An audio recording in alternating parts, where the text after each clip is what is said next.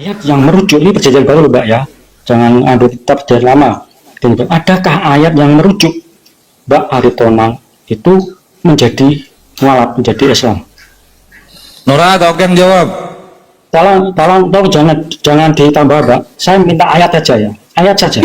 Iya, mau Mbak Nora ya, silakan Nora dulu. Silakan Mbak Nora. Ya, sepele ini. Ayat-ayat yang membuat Mbak Nora itu pada akhirnya mualaf gitu ya. Ini maksud saya bukan dulu ya, merujuk loh ya. Iya. Maaf, ya banyak. Ya, sebelumnya begini ya. Kan kebanyakan Muslim begini kan, melihat Yesus ambil Yohanes 17 ayat 3, oh Yesus itu utusanmu. Nah, itu artinya kan bukan Tuhan misalkan. Artinya kan tidak merujuk gitu loh. Tidak merujuk menjadi mu'alaf. Maksud saya seperti di dalam Muslim tadi loh ya. Ya salah satunya merujuk lah itu. Boleh aku jawab? Silakan. Boleh Bunda Nora? Jangan. Oh kenapa? Ini saya jawab. Saya berikan Anda ratusan ayat kontradiksi dalam kitabmu. Iya, saya jawab. Oh iya, anggap saja saya mualaf. Anggap saja saya mualaf, tak apa-apa. Tak apa-apa. Anggap saja, nggak apa-apa. Dia biar aja dia kan anggapan aja. Biar aja dia menganggap saya mualaf, tak masalah. Biar Nora yang jawab. Wah, gimana ini? Nggak boleh saya yang jawab. Gimana dong? Kamu mualaf. Anggap saja seperti itu. Saya mau, loh ini kan saudari saya. Ini saudari saya. Saya mewakili dia. Saya mewakili. Tidak. Loh, tak boleh saya jawab. Gimana? Silakan Bunda Nora. Ayat merujuk menjembatani Anda jadi mualaf. Ya, ini kan Anda kan bertanya Ya. tentang berarti kenapa saya mualaf ya kan? Karena kalau Anda comparekan ke murtadin mengambilnya dari Al-Quran, yang dimana ternyata pada waktu dia membaca isi ayat itu, yang dimana Yesus terkemuka, Nabi Isa terkemuka. Nah ini yang menjadi sangat gabrul bagi seorang murtadi. Jelaskan itu. Anda bertanya pada saya jawab. Dari tadi saya diam. Ya. Nah ini kan berarti saya mengcompare loh Pak. Saya mengkomparnya murtadin yang mengatakan bahwa di dalam Al-Quran, oh ternyata Yesus itu terkemuka. Ya terkemuka bagaimana? Kalau memang dia memahami Al-Quran, isi Al-Quran, dia tahu bahwa Nabi Isa, tanda-tanda kedatangan Nabi Isa nanti di akhir zaman, itu adalah tanda-tanda kiamat. Yang dimana memang Nabi Isa tugasnya belum selesai. Nah, makanya kenapa mualaf-mualaf ini ketika membaca Bible, itu banyak Yesus sendiri yang mengatakan dia utusan. Yang mengatakan Yesus Tuhan hanyalah Paulus. Yang mengatakan 3 pribadi 1 hakikat itu adalah bapak-bapak gereja. Satu contoh, bukan satu contoh. Saya kasih tahu. Kenapa saya di situ berpikir saya punya Tuhan lebih dari satu. Ketika pada waktu kita mau merayakan hari raya Paskah, saya bertanya kepada pendeta, yang membangkitkan Yesus itu siapa? Ternyata di Korintus saja mencatatkan yang membangkitkan Yesus itu adalah Allah Bapa. Yang kita tahu pendeta-pendeta selalu mengatakan 3 pribadi 1 hakikat. Bahkan kalau kita cari pernyataan Yesus dari Matius sampai Yohanes, tidak pernah Yesus mengatakan Allah itu ada 3 pribadi. Yesus hanya mengatakan, aku bersyukur kepadamu Bapa, Tuhan langit dan bumi. Ketika dia dicobai iblis, apa dia katakan? Nyala engkau iblis, karena ada tertulis, sembahlah hanya kepada Tuhan Allahmu. Kepada dia sajalah kamu menyembah.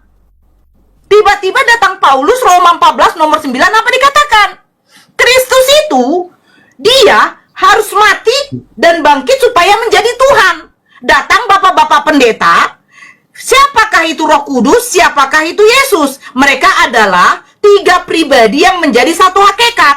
Makanya saya bilang, ya, kalau saya telusuri terus ya, kekristenan ini, konsep ketuhanannya, saya bingung. Saya ikut perkataan Yesus, saya ikut perkataan Paulus, atau saya ikut perkataan Bapak Pendeta, yang dimana Bapak Pendeta tidak pernah berdasarkan dalil ajaran Yesus itu ada yang namanya Allah Bapa, Allah Anak, Allah Roh Kudus. Pasti diambil baptislah mereka dalam nama Bapa, Putra, dan Roh Kudus. Tidak pernah Bapa, Putra, dan Roh Kudus itu adalah 3 Tuhan yang menjadi 1 Tuhan. Kalau memang Pak Christian, saya rasa Pak Christian yang saya rasa berakal ya. Kalau saya tanyakan, para murtadin pun saya tanyakan, di mana Yesus menyatakan bahwa menyembah hanya kepada 3 pribadi 1 hakikat. Banyak kok data, Yesus memang utusan. Tidak pernah Yesus mengatakan sembahlah kepadaku. Bapa yang mengutus aku, suaranya tidak bisa kau dengar, rupanya tidak bisa kau lihat. Tiba-tiba datang Bapak Pendeta yang mengatakan karena ada baptislah mereka dalam nama Bapa, Putra, dan Roh Kudus. Ada 3 yang nanti yang akan memberi kesaksian. Ternyata ketika kita teliti secara teliti, di mana Babel sudah di apa kalau kita bilangnya? Sudah direnovasi apa namanya itu, Iqbal? Sudah di apa tuh? Direvisi. Direnovasi kayak rumah aja. Sudah direvisi. Ternyata kalau kita lihat ya versi ini, versi itu, ternyata tidak ada yang namanya Bapa, Firman, dan Roh Kudus. Jadi inilah yang menjadi pertanyaan saya kepada saudara Kristen. Sebenarnya ya, kalau memang kemualafan saya itu adalah kegagalan saya tidak paham dengan ajaran Kristen, buktikan. Saya hanya minta buktikan di mana ajaran Yesus yang mengajarkan menyembah selain daripada Allah Bapa. Silakan Pak Christian. Syukran Bang Azlan, barakallahu fikum. Sekarang ya. Boleh saya tambahkan nggak? Kesimpulannya Pak ya. Tambahkan dulu sama calon apa kita nih? Calon. Oke, baik, saya tambahkan. Pak Christian Japri, tadi Anda mengatakan kenapa saudara-saudari saya itu semuanya mualaf. Apa alasannya? Apa ayat di dalam Bible yang sampai pada akhirnya mereka berpikir mereka itu mualaf gitu? Jelas. Kalau kita melihat pengajaran Yesus itu sangat berbeda Pak dengan apa yang dipahami atau yang diimplementasikan oleh teman-teman Kristen. Tadi ada mengutip Yohanes 17:3, Yesus utusan. Loh, faktanya memang utusan, dan utusan itu bukan Tuhan. Lalu kita lihat, Yesus ini diutus untuk siapa? Dalam Matius pasal 15 nomor 24, Yesus berkata, aku diutus hanya kepada domba-domba yang hilang dari umat Israel. Ketika Yesus memerintahkan para murid untuk memerintahkan kabar baik yang datangnya dari Tuhan, dalam Matius pasal 10 nomor 5-6, apa katanya? Ke-12 murid itu diutus oleh Yesus dan ia berpesan kepada mereka, janganlah kamu menyimpang ke jalan bangsa lain atau masuk ke dalam kota orang Samaria, melainkan pergilah kepada domba-domba yang hilang dari umat Israel. Loh, Anda ini orang yang mana? Orang Islam percaya itu sama. Islam percaya kalau Nabi Isa alaihissalam, andai kata yang Anda bicarakan ini Nabi Isa alaihissalam adalah Yesus putra Maria, maka sama. Kita percaya bahwa Nabi Isa itu diutus untuk bangsa Israel. Kita tak tolak itu. Jadi Yesus diutus untuk bangsa Israel. Yang kedua, saya mau bawakan pengajaran Kristen ini adalah pengajaran yang datangnya daripada nabi palsu. Matius pasal 7 nomor 15-23. Hal pengajaran yang sesat. Waspadalah terhadap nabi-nabi palsu yang datang kepadamu menyamar seperti domba padahal ia adalah serigala yang buas. Dari buah pengajarannya lah kamu akan mengenalnya. Bukan setiap orang yang berseru kepadaku Tuhan-Tuhan yang akan masuk ke dalam kerajaan sorga, kata Yesus, melainkan dia yang melakukan kehendak Bapakku yang di sorga. Yohanes pasal 6 nomor 40. Inilah kehendak Bapakku, barang siapa yang melihat anak dan percaya kepadanya akan memperoleh kehidupan yang kekal dan akan dibangkitkan pada akhir zaman. Apa itu hidup yang kekal? Yohanes 17 nomor 3. Kembali ke situ Pak. Inilah hidup yang kekal itu, yaitu mengenal engkau satu-satunya Allah yang benar dan mengenal Yesus Kristus yang telah engkau utus. Kembali lagi utusan lagi kan? Nah, si utusan yang diutus untuk bangsa Israel ini yang bernama Yesus ini bagi orang-orang Kristen ini menubuatkan Pak, menubuatkan daripada pengajaran sesat itu. Pada hari terakhir katanya akan banyak orang berseru kepadaku Tuhan, Tuhan, bukankah kami bernubuat demi namamu, mengusir setan demi namamu, melakukan banyak mukjizat demi namamu juga? Kata orang-orang yang tersesat ini, apa kata Yesus? Sesungguhnya aku tidak mengenal kalian. Enyahlah dari hadapanku kalian semua pembuat kejahatan. Saya tanya Anda, Anda sebagai Kristen mengatakan Yesus Tuhan apa tidak? Yes. Anda sebagai Kristen bernubuat dalam nama Yesus apa tidak? Yes. Anda sebagai Kristen mengusir setan dalam nama Yesus apa tidak? Yes. Berarti Anda penjahatnya menurut Yesus. Oh. Silakan. Hebat. Hebatlah.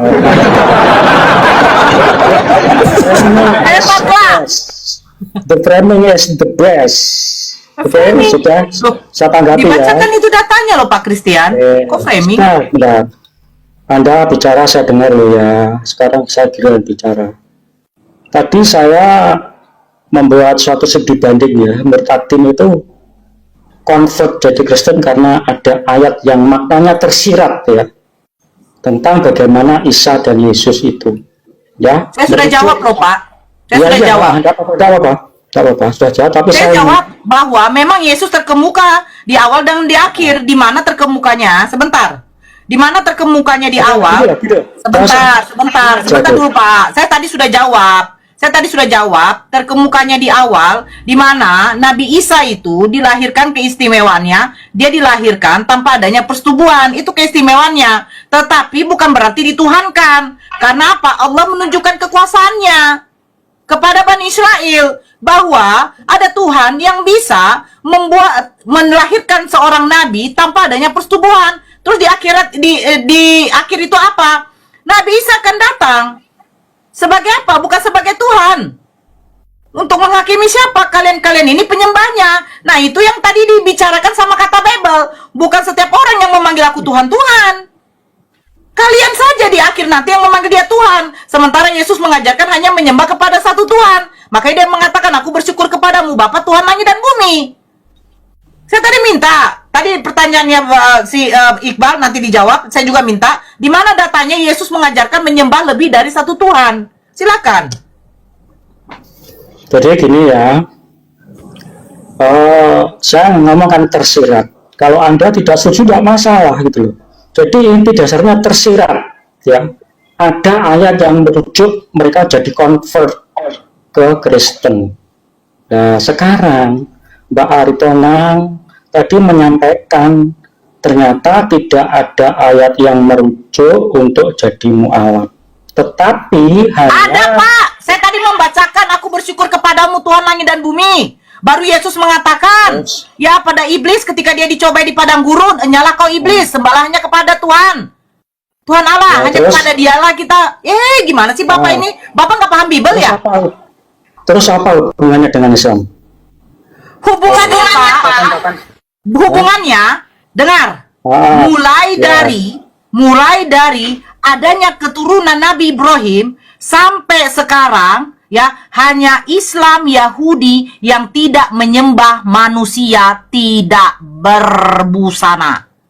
Paham ya Pak? Itu artinya klaim sepihak ya. Bukan, oke, kalau gitu saya tanya Bapak, yang mati di kayu salib tidak berbusana itu siapa Pak?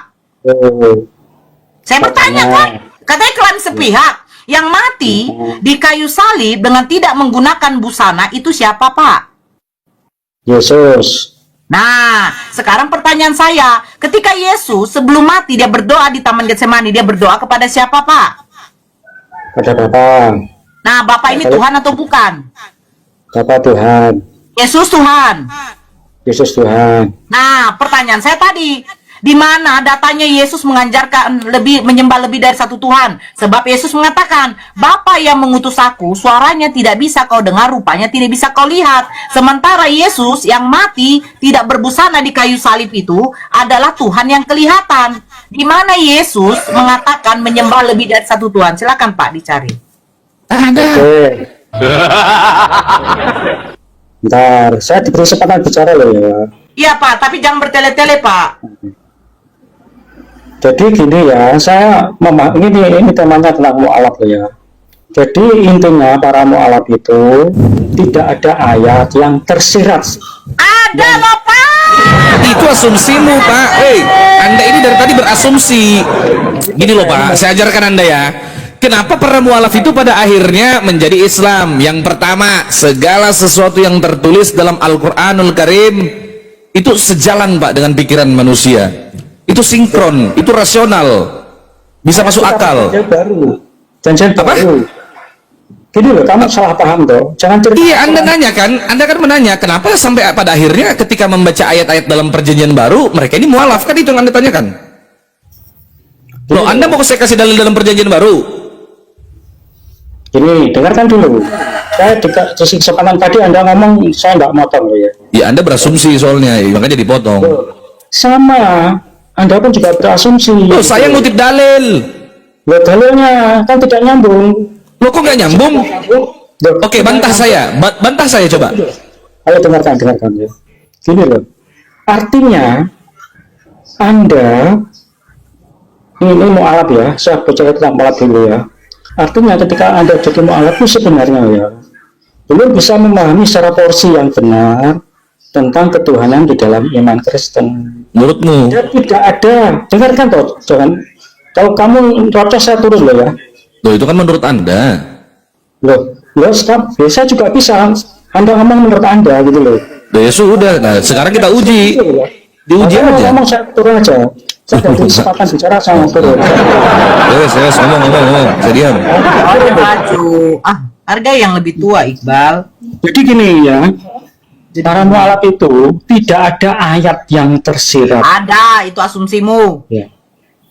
Misalkan Yesus mengajarkan sembahlah kepada Allah yang Esa. Oh, agama kami juga Allah Esa. Tapi lihat, adakah Yesus menyembah kepada Allah Tuhan negeri Mekah, Tuhan pemilik rumah ini Ka'bah? Bukan itu, jangan Ada. Pak. Yohanes pasal 4 nomor 22. Ketika Yesus berbicara kepada wanita Samaria, apa kata Yesus? Kamu menyembah apa yang tidak kamu kenal. Kami menyembah apa yang kami kenal. Kau yang tak nyambung. Ada nggak Yesus menyembah katamu? Ada.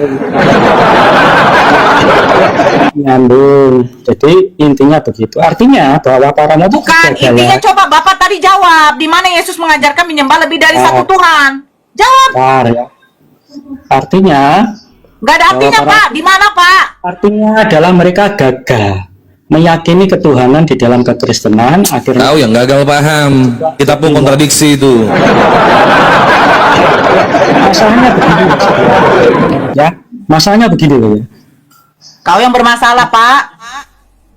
Enggak, gitu loh. Jangan gitu Kamu dong. bermasalah kok. Yesus mengajarkan menyembah kepada Tuhan yang tidak kelihatan. Kau menyembah kepada Tuhan yang mati. Kan lucu. Dengar. Loh, Kamu ngomong sekarang seperti Tuhan ini. Anda nggak pernah mati emangnya? Dengarkan dulu toh.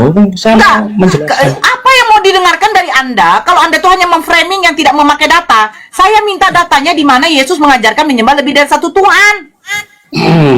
Hai Bani Israel, dengarkanlah, Tuhan Allah kita, Tuhan itu Esa. Nggak ada menyembah lebih dari satu Tuhan, Pak. Dia nggak baca Bible ini, nggak ngerti dia ini. Iya, Pak, dia framing. Dia Bapak tahu nggak saya ini siapa, Pak? Data kita nggak sesuai. Gila. Nah, dia ngajarin tadi nggak pakai data.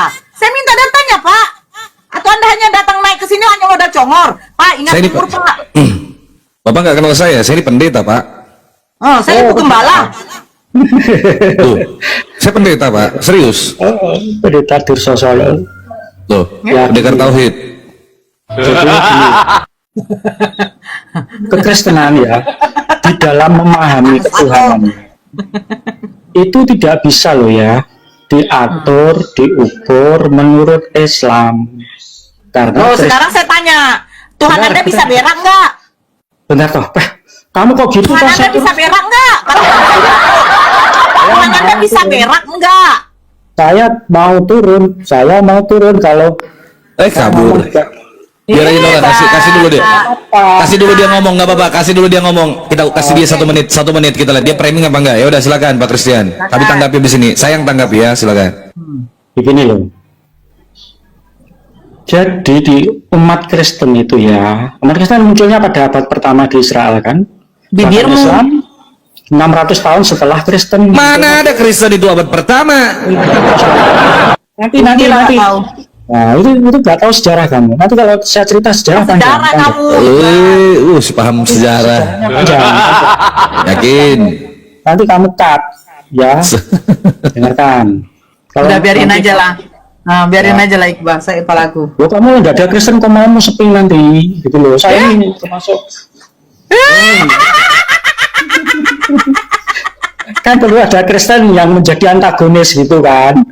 Sebuah Bukan gitu, Pak. Nggak ada Kristen koma antagonisnya sepinggang kan lah, seru. Pak. Coba Ya, jelas ini. kamu ngomongin agamamu sendiri aja, nanti penontonnya. Enggak gini, aku perlu kasih tahu sama kau. Anda kan Protestan tadi pagi. Iki bapak tua aja ngomong apa tuh? Bentar Bang Dio, dia ini kan Anda kan Protestan. Anda itu kan pertama kali ada abad ke-16. Kenapa Anda menjudge kami abad ke-7? Anda kan abad 16 baru ada Protestan. Iya, Martin Luther.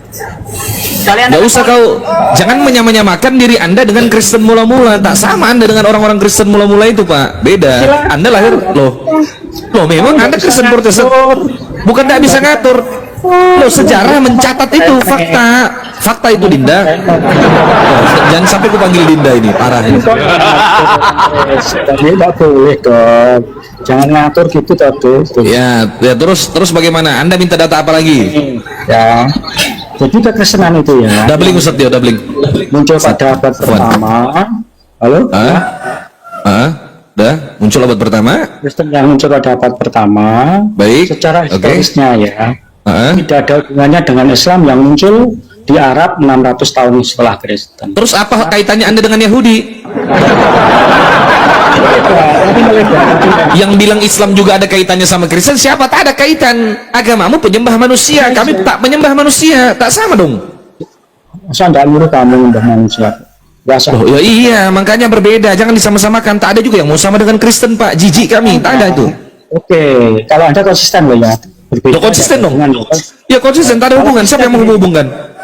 Kalau konsisten begini ya, kalau konsisten artinya ketika Kristen memahami, menghayati bahwa Yesus adalah Tuhan, itu tidak bisa diatur, diukur oleh Islam.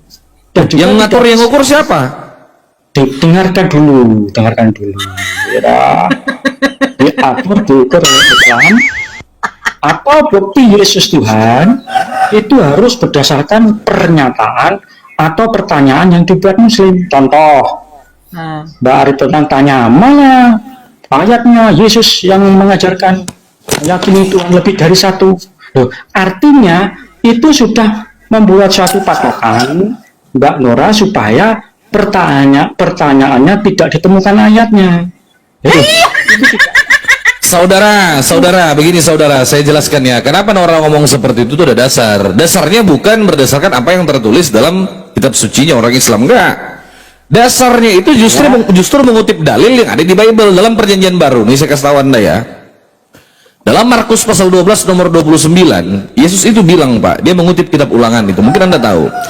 Hukum yang terutama ialah, dengarlah hai orang Israel, Tuhan Allah kita, Tuhan itu Esa. Esa itu tunggal, tunggal itu satu, satu tak berbilang, satu satu-satunya. Sedangkan konsep ketuhanan yang Anda imani sebagai seorang Protestan itu Tuhan ada tiga di dalam satu. Sesuai nggak kira-kira? Nah, itulah pentingnya bahwa dalam kami menghayati, mengimani ketuhanan kami, Susah, angel. Le iman ya susah. Izin, Bang Iqbal ya, coba kita Silakan, Bang Baru. mengingat teman-teman ya, karena Potenkum langka, coba kita ikutin ya cara berpikirnya Dinda Kristen ya.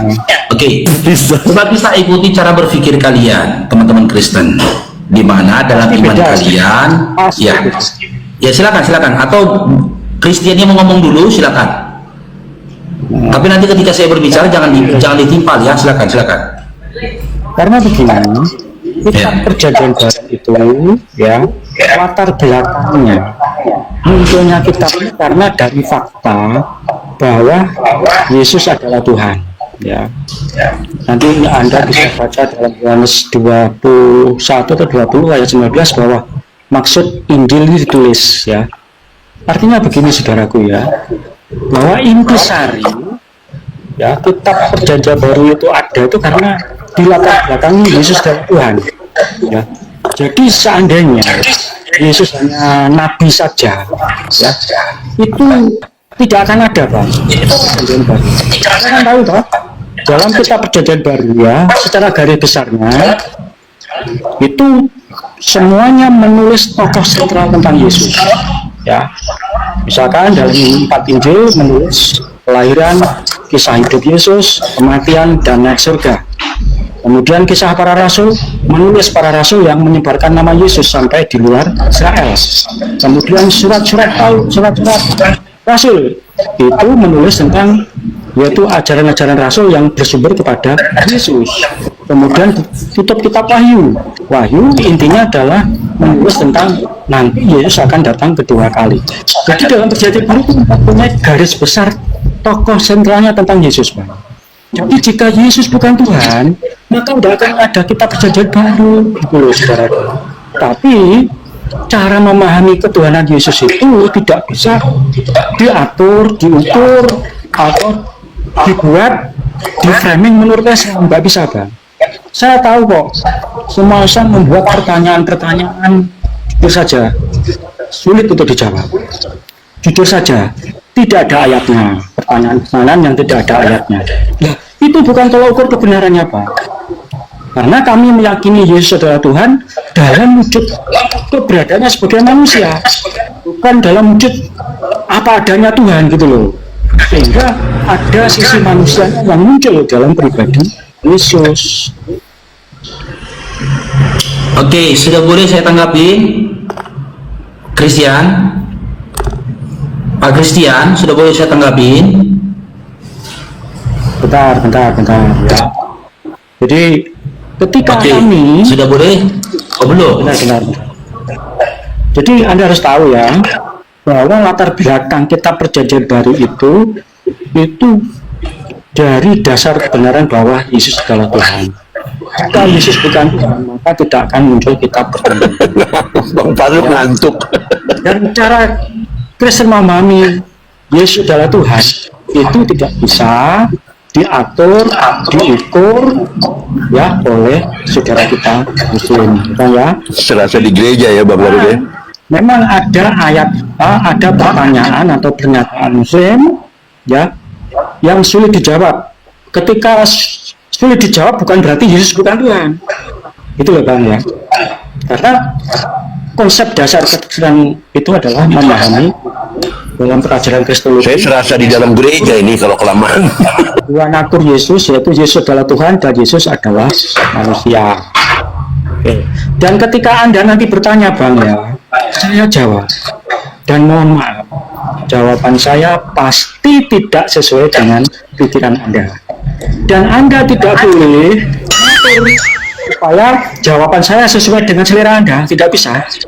Itu loh Bang, Anda bertanya monggo. Tapi Sudah, boleh saya sesuai dengan tanggapi? selera saya. Oke, boleh saya tanggapi? Nah, Oh belum? jawabannya harus dipilih. Kalau tidak cocok jawabannya ya harus legowo. Ya. Ini diskusi Bang ya. Monggo. Ya, kita diskusi aja Pak ya, pelan-pelan ya. Saya tanggapin Pak ya, boleh? Oke, ketika kita berdiskusi, kita tidak sedang berupaya memaksakan kehendak kita untuk orang lain atau kehendak orang lain terhadap kita, menyamakan iman kita dengan iman orang lain atau menyamakan iman orang lain menurut dengan iman kita ya. Tapi kita komparasikan dan kita selaraskan dengan apa yang tertulis dalam kitab kita. Kita hadir di sini tidak sedang mengintervensi keimanan kalian di mana kalian menuhankan Yesus, di mana kalian menyatakan Yesus itu adalah Tuhan. Cuman kami hanya sedang berupaya menggali informasi tentang ketuhanan Yesus ini tadi, ya, Yesus ini sendiri. Nih saya buat coba kerangka cara berpikirnya ya, buat Pak siapa ini Christian. Polemik yang terjadi dari 2025 tahun yang lalu itu adalah Yesus adalah Tuhan. Yang perlu saya tanyakan di sini, Yesus adalah Tuhan ini menurut siapa? Menurut Bapa? B. Menurut Yesus? C. Menurut murid-murid? D. Menurut Paulus? Atau menurut Kristen itu sendiri? Polemik yang ada, Yesus adalah Tuhan yang merupakan bagian dari iman Kristen. Ini menurut siapa? Menurut Bapak, Yesus, murid, Paulus, atau Kristen? Silakan. Jangan menurut Yesus. Ya, buktinya apa?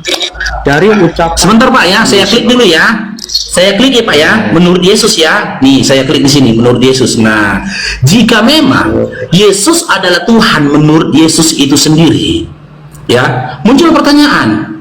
Yesus yang kalian maksud Yesus yang mana? A. Yesus anak Maria dalam Lukas 1:31. B. Yesus yang menemui Yesus yang menemui Paulus ketika dalam perjalanan ke Damsyik, KPR 9 nomor 3 sampai 5. D. C. Yesus yang menemui Yohanes di Pulau Patmos yang tertulis dalam Wahyu 19 nomor 16. Nah, Bapak udah katakan tadi ya, Yesus Tuhan menurut Yesus itu sendiri. Saya tanya dulu, Yesus yang Anda maksud adalah Tuhan, Yesus yang mana? A. Yesus anaknya Maria, seorang anak laki-laki yang tertulis dalam Lukas 1 nomor 31. B. Yesus yang menemui Paulus ketika dalam perjalanan di Damsyik dalam Kaper 9:3-5. C. Yesus yang menemui Yohanes di Pulau Patmos. Kenapa saya katakan ada beberapa Yesus di sini? Yang pertama, Yesus anaknya Maria. Di dalam Lukas 1:31 jelas malaikat menyampaikan kepada Maria, engkau akan mengandung dan melahirkan seorang anak laki-laki. Yesus anaknya Maria, anak laki-laki. Yesus yang menemui Paulus ke Damsyik itu adalah Yesus yang dalam bentuk cahaya. Ya, udah pasti bukan anaknya Maria. Karena apa? Maria tidak pernah melahirkan cahaya. C. Yesus yang menemui Yohanes di Pulau Patmos. Jelas ini beda. Ini bukan Yesus anaknya Maria. Karena apa? Karena Yesus anaknya Maria tidak pernah punya tato di pahanya yang bertuliskan Raja di atas segala raja. Karena dalam Wahyu 19 nomor 16 dikatakan bahwasanya Yesus yang dilihat oleh Yohanes di Pulau Patmos dalam penglihatannya, di pahanya itu ada tulisan Raja di atas segala raja. Sementara Yesus anak Maria, seorang anak laki-laki, tidak pernah menuliskan tato di pahanya Raja di atas segala raja. Sebelum saya mengarah kepada Yesus yang lainnya ya, saya mengkaji Bible, itu ada 6 Yesus di dalam Bible sebenarnya.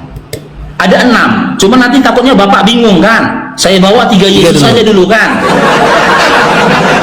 Nah, menurut Bapak Kristian, Yesus yang mana yang Anda tuhankan? Yesus anak Maria, Yesus cahaya yang menemui Paulus, atau Yesus yang ada tato di pahanya yang menemui Yohanes? Yesus yang mana, Pak? Kalau saya jawab tidak cocok dengan selera Anda, tolong jangan ditertawakan ya. Iya, tapi saya harap cocok dengan apa yang tertulis dalam Bible Anda, Pak ya. Boleh ya? Boleh dong. Saya mengharapkan jawaban Anda selaras dengan apa yang tertulis dalam Bible Anda. Boleh dong, saya berharap begitu. Realistis itu harapan saya itu. Gitu loh. Ya, silakan. Yesus yang mana, Pak? Tidak boleh mengatur. Ya, iya, silakan. Yesus yang mana? Berdasarkan Bible tadi sudah saya katakan kan, latar belakang munculnya Bible kan karena Yesus adalah Tuhan. Kalau bukan Tuhan, tidak ada Bible kayak baru. Clear kan? Bapak, saya jelaskan. Sekarang saya jelaskan, oke. Yeah. Yesus yang mana? Nomor 1, 2, dan 3. Itu semuanya pribadi yang satu. Yang pertama, itu wujud Yesus yang turun ke dunia jadi manusia yang dilahirkan melalui Maria. Yang kedua, itu dalam proses perkembangan, konteks sejarah. Ketika Yesus mati dan naik ke surga, Yesus dalam wujud keberadaan sebagai Tuhan, maka Yesus bisa menampakkan diri dalam sebuah penglihatan, sebuah cahaya kepada Paulus. Kemudian dalam kuasa ilahinya Yesus sebagai Tuhan setelah naik dan bangkit naik ke surga, maka bisa menampakkan diri dalam rupa yang mungkin berbeda dari biasanya ketika menampakkan diri kepada Yohanes di Pulau Patmos. Jadi ini tidak ada 3 Yesus, 6 Yesus, tidak ada kan.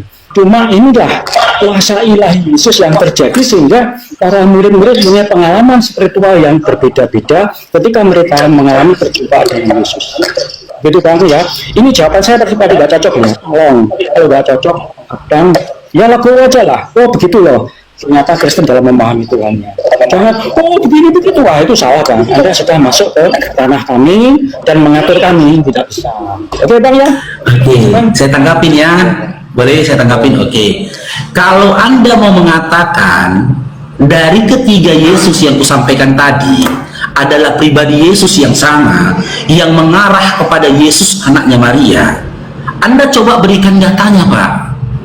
Anda coba berikan datanya, gitu loh.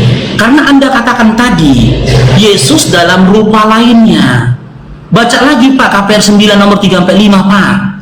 Ya, sosok Yesus yang ditemui Paulus, yang ditemui oleh Paulus ketika dalam perjalanan ke Damsyik itu cahaya, Pak. Tidak pernah cahaya itu dikatakan rupa, Pak. Nggak pernah. Cahaya itu bukan rupa loh, Bapak.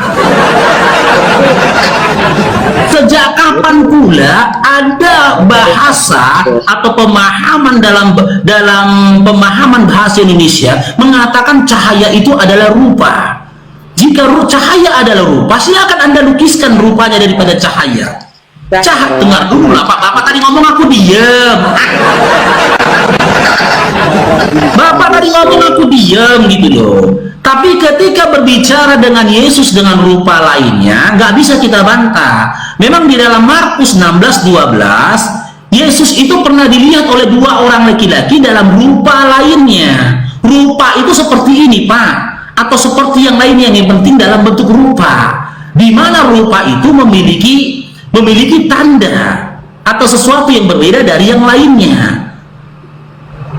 Yesus yang kedua dalam KPR 9 nomor 3-5 itu cahaya, Pak. Cahaya bukan rupa, kan gitu. Yang ketiga, Yesus yang ditemui Yohanes di Pulau Patmos, yang saya katakan di pahanya ada bertuliskan raja di atas segala raja.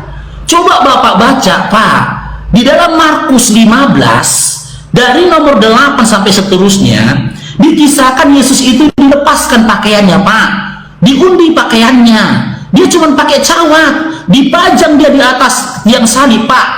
Orang yang menyaksikan penyaliban itu nggak pernah mengatakan di pahanya ada tulisan raja di atas segala raja. Kalau kalian yakin Yesus yang disalibkan itu adalah Yesus anaknya Maria, sama dengan Yesus yang ditemui Yohanes di Pulau Patmos, dia kan disalibkan cuma dengan cawat saja, tidak bercelana, maaf Pak ya, dan juga tidak berbaju. Maaf nih Pak ya, dia nggak bercelana dan nggak berbaju.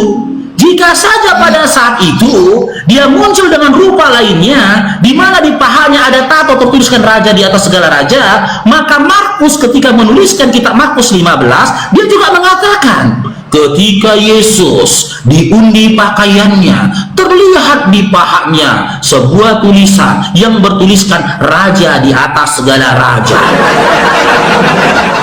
Tapi narasinya Markus yang mengklaim bahwasannya dia mendapatkan informasi, bahkan dia hadir dalam iman kalian mengatakan pada saat penyaliban, tidak ada narasinya Markus mengatakan begitu, Bapak. Maka bisa diambil kesimpulannya gitu loh, bahwasanya sosok Yesus yang kalian tuhankan itu bisa jadi beda dengan sosok Yesus anaknya Maria. Dan saya bisa menunjukkan data bahwasanya Yesus anaknya Maria tidak ikut dalam penyaliban. Bahkan Yesus anaknya Maria sendiri tidak menyaksikan penyaliban. Atas dasar apa kau berkata begitu, Faruk? Nah, Bapak baca dalam Lukas 22 nomor 69.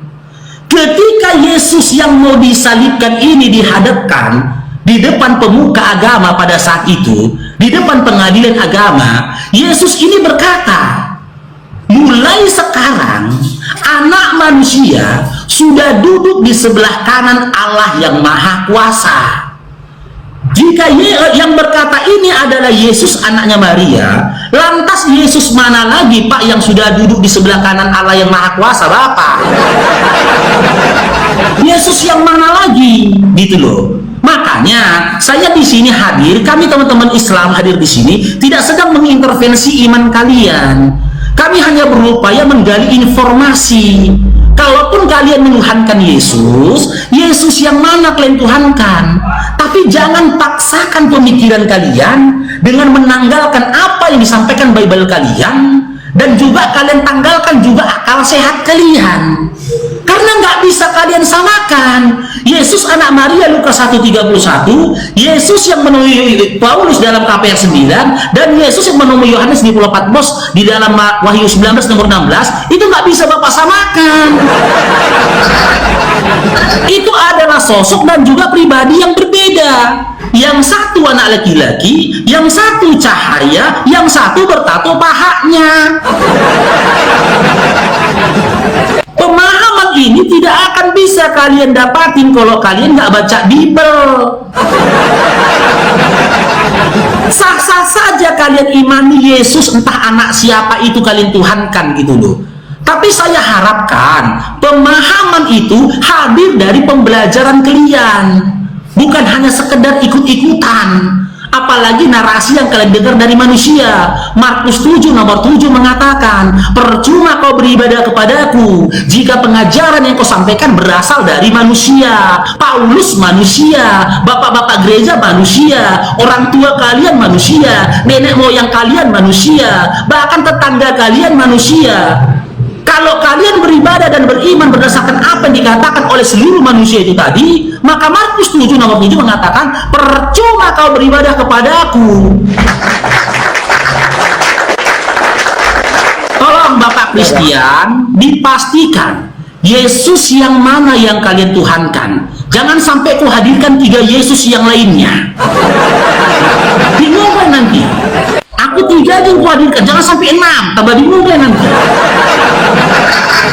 Silakan Pak Kristian, Yesus yang mana yang Anda tuhankan? Silakan.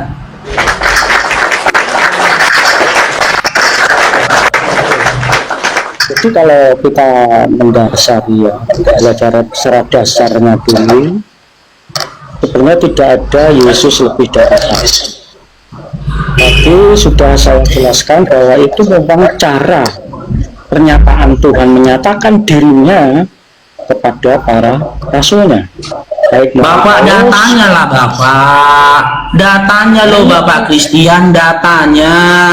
Jika kamu menarasikan memang seperti itulah cara yang telah ditetapkan Tuhan untuk memperkenalkan dirinya, di mana literasi itu tertuliskan Bapak. Tolong Bapak Kristian, saya ini 27 tahun di toko-toko sama pendeta, cukup sudah. Cukup lah, masa nggak bosan kalian? Nggak cukup bagi kalian noko-noko yang 27 tahun? Masa usia aku saat ini sudah 40 tahun mau kalian toko-tokohi lagi aku? Nah, kasih datanya Bapak Kristian, di mana tertulis literasi mengatakan ya, kehendak dari Tuhan itu adalah kehendak dari Tuhan untuk memperkenalkan dirinya melalui wujud Yesus itu tadi. Di mana Bapak? Sekarang saya tanya, datanya di mana? Di mana ada ayat yang menulis Yesus itu ada 3 tokoh yang berbeda? Ada enggak? Atau 6 tokoh yang berbeda? Bapak, ya ayat yang mengatakan itu tidak ada memang Pak. Saya akui tidak ada. Tidak sama, tidak ada. Tapi literasi yang mengarah ke sana itu ada Bapak. Itu menafsirkan literasi saya tunjukkan data ke Bapak ini loh. Literasinya ada. Lukas 1:31, KPR 9:3-5. Wahyu 19 nomor 16 kan ada literasi datanya Pak. Ada sumber kredibelnya yang dimana ketika dikaji ternyata memang itu adalah Yesus yang berbeda. Kalau Bapak mengatakan itulah kehendak dari Tuhan itu sendiri memperkenalkan Yesus dalam bentuk seperti itu, datanya di mana? Bukan tafsir loh. Ini loh ya. Mana Bang Iqbal tadi? Bukan. Lukas 1 menjelaskan proses Yesus lahir ke dunia. Ya, dia lahir ke dunia. Oke. Ketika dia dilahirkan ke dunia, sebelum dia dilahirkan ke dunia, dikabarkan kepada Maria, dia akan melahirkan seorang anak laki-laki atau cahaya. Itu proses kelahiran Yesus. Itu loh. Iya, proses kelahiran Yesus. Sebelum proses kelahiran Yesus, malaikat, bukan saya ngatur loh Bapak, malaikat mengkabarkan kepada Maria dia akan melahirkan seorang anak laki-laki atau cahaya. Sekarang saya tanya, ketika Yesus menjumpai Paulus di padang gurun, apa salahnya kalau dalam bentuk cahaya? Lo salah lah Bapak, ya Allah. Jelas salah lo Bapak. Lukas, dengan dulu Bapak udah boleh bertanya ke saya ya. Sabar dulu Bapak. Bapak sabar dulu Bapak. Sabar dulu Bapak. Saya ya. Polemik, sabar dulu Pak Kristian. Polemik tentang Yesus dengan rupa lainnya, atau polemik tentang Yesus lebih dari satu, ini bukan kami yang mengangkat Bapak. Bukan kami yang mengangkat, Yesus sendiri mengatakan Yesus itu lebih dari satu, dia yang ngomong. Nih datanya saya kasih ke Bapak nih. Yesus sendiri yang ngomong bahwasanya ya sosok Yesus itu lebih dari satu. Dia yang ngomong ini, saya angkat dari Lukas 21 nomor 8. Makanya kalian teman-teman Kristen, kalau kalian mau belajar Bible, belajar kalian sama aku biar bisa kalian jadi pendeta. Banyak nanti kalian dapat puluh-puluh. Bisa buktikan Pak ya. Nih, Yesus yang memperkenalkan ada Yesus lain yang selain dirinya. Nih perkataan Yesus ini, apa kata Yesus? Jawabnya, waspadalah supaya kamu jangan disesatkan, sebab banyak orang akan datang dengan memakai namaku. Dipertegas lagi oleh Yesus dan berkata, akulah Yesus. Yesus yang memperkenalkan kepada kalian di dalam Bible bahwasanya sosok Yesus itu tidak hanya satu. Dia memperkenalkan akan ada Yesus yang lainnya, di mana Yesus yang pertama ya memperkenalkan dirinya dengan nama. Yesus yang kedua memperkenalkan dirinya dengan rupa. Di sini menggunakan diksi akulah dia. Nah, narasi yang kedua kita buka dalam Markus 4:24 ya.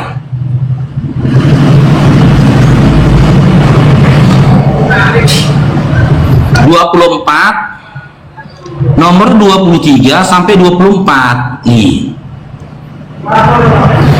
Matius 24 nomor 23 sampai 24. Ini narasi Yesus mengatakan akan ada banyak Yesus, kata dia. Apa kata dia di sini? Pada waktu itu jika orang berkata kepadamu, Yesus sudah bilang ini, kalau ada orang bilang ke kau, lihat Mesias atau Yesus ada di sini, atau Mesias Yesus ada di sana, apa kata Yesus? Jangan kamu percaya. Paulus mengatakan ada Yesus ketika dia melakukan perjalanan ke Damsyik. Apa pesan Yesus? Jangan percaya. Yohanes juga mengatakan ada Yesus di Pulau Patmos. Apa pesan Yesus? Jangan percaya.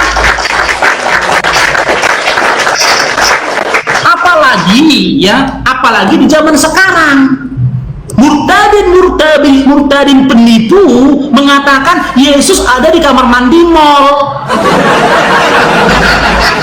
Apalagi murtadin penipu itu mengatakan dia Kristen karena nengok Yesus di kamar mandi mall.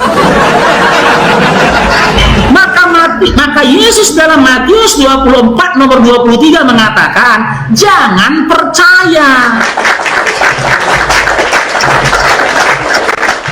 Jadi Bapak Kristian, narasi yang mengatakan lebih dari sosok Yesus yang tersampaikan atau terkisahkan dalam Bible itu bukan berasal dari kami, bukan berasal dari kami para apologet Islam yang kalian anggap berupaya menghinakan, merendahkan iman kalian. Enggak, ini berasal dari narasi Yesus itu sendiri.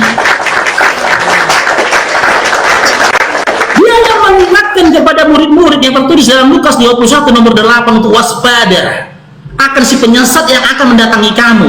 Apakah datang si penyesat itu menemui murid? Datang, pasti datang. Kalau tidak datang berarti Yesus telah berbohong dalam Lukas 21 nomor 8, Matius 24 nomor 23 sampai 24. Bapak Kristian dan teman-teman Kristen lainnya nggak bisa mengelak lagi, nggak bisa kalau kalian mengelak lagi tentang sosok Yesus yang lebih dari satu di dalam Bible. Kalau kalian mau tetap kekeh menuankan Yesus, itu iman kalian, silakan. Tapi tolong narasikan kepada kami, beri jawaban kepada kami, Yesus yang mana yang kalian katakan Tuhan? Yesus yang mana? Silakan Pak Kristian. Pak Kristian, jangan di-mute lah Pak Kristian, silakan. Sudah bicara sudah selesai belum? Iya silakan. Yesus yang mana Pak? Kita tahu isi hatimu, pikiranmu, imanmu ya dalam memahami agama. Bapak, Bibelmu lagi ini mengatakan, Bapak jangan kau menghakimi supaya kamu tidak dihakimi. Oh, Bibelmu yang bilang. saya ngomong Bang. Dengar dulu, jangan kau hakimi isi hatiku, jangan kau hakimi isi kepalaku. Bibelmu mengatakan jangan kau menghakimi supaya kamu tidak dihakimi. Makanya aku bilang, sampai dari dulu sampai detik ini, aku belum temukan teman-teman Kristen yang percaya sama Bibelnya. Tolong Bapak, jangan jadi hakim atas hati dan juga pemikiranku. Kita kembali saja kepada apa yang kita kaji ini, gitu loh. Yesus yang mana yang kalian tuhankan, yang kalian nyatakan Tuhan, teman-teman Kristen? Silakan Pak Christian. Oke, jadi Anda mengatakan ada lebih dari satu Yesus, itu adalah masuk ranah dalam penafsiran ayat. Bukan saya yang mengatakan, Bapak. Yesus yang mengatakan dalam Lukas 21 nomor 8, Matius 24 nomor 23 sampai 24. Aduh. Bebui mulutku ngasih data lo, bebui. Bukan saya yang mengatakan, Bapak. Yesus yang mengatakan, waspada terhadap si penyesat yang datang menemui kamu memakai namaku. Kan berarti akan ada Yesus yang ngaku, ada sosok lain mengaku-ngaku dirinya Yesus. Gitu loh. Bahkan dia mengaku dia adalah aku, kata Yesus. Berarti dari literasi narasi yang disampaikan Yesus ada Yesus yang lainnya, gitu loh. Silakan. Maca parodia, jangan di sini, jangan di sini. Kamu menguasai di sini. Ya DM gimana DM? Kok DM? Bapak jatuh cinta sama aku ya? Kita udah ketemu ini loh, Pak. Kok DM-an pula? Masalahnya kamu bisa memframing, ngomong bebas seperti itu. Saya ngomong kok framing loh, Bapak? Datamu itu loh, Bapak. Begini loh. Bibelmu yang berbicara. Makanya aku bilang, ketika Kristen dibacakan Bibelnya, dia akan membantah. Tapi ketika Kristen berbicara atau membacakan Al-Qurannya Islam, Kristen akan menambah. Ini kenyataannya. Kalau Islam membacakan Bibel, Kristennya membantah. Kalau Kristen yang bacakan Al-Quran, ayatnya nambah. Gitu kan ya? Sekarang saja kita diskusinya, Bapak, jangan melalui DM lagi. Aku sudah punya istri.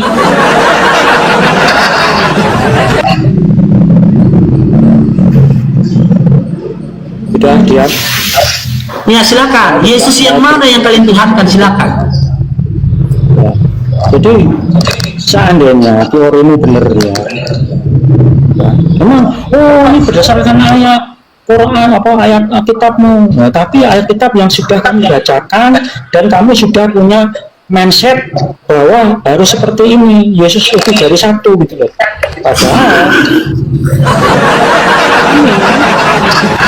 Padahal Kristen tidak butuh memahami ayat itu, harus mengikuti kami, Bang.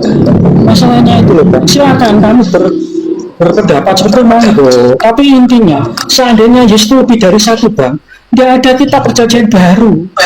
Terus buat apa kitab perjanjian baru ditulis kok ada 3 tokoh yang berbeda? Yang namanya Yesus. Kan tidak mungkin gitu loh, Bang. Sekarang saya tanyakan, tolong ditanya jawab ya. Apakah agama, berarti kan Bang ya, apakah agama para penulis kitab perjanjian baru? Ya, Bang ya. Bentar Pak Christian, bentar Pak Christian.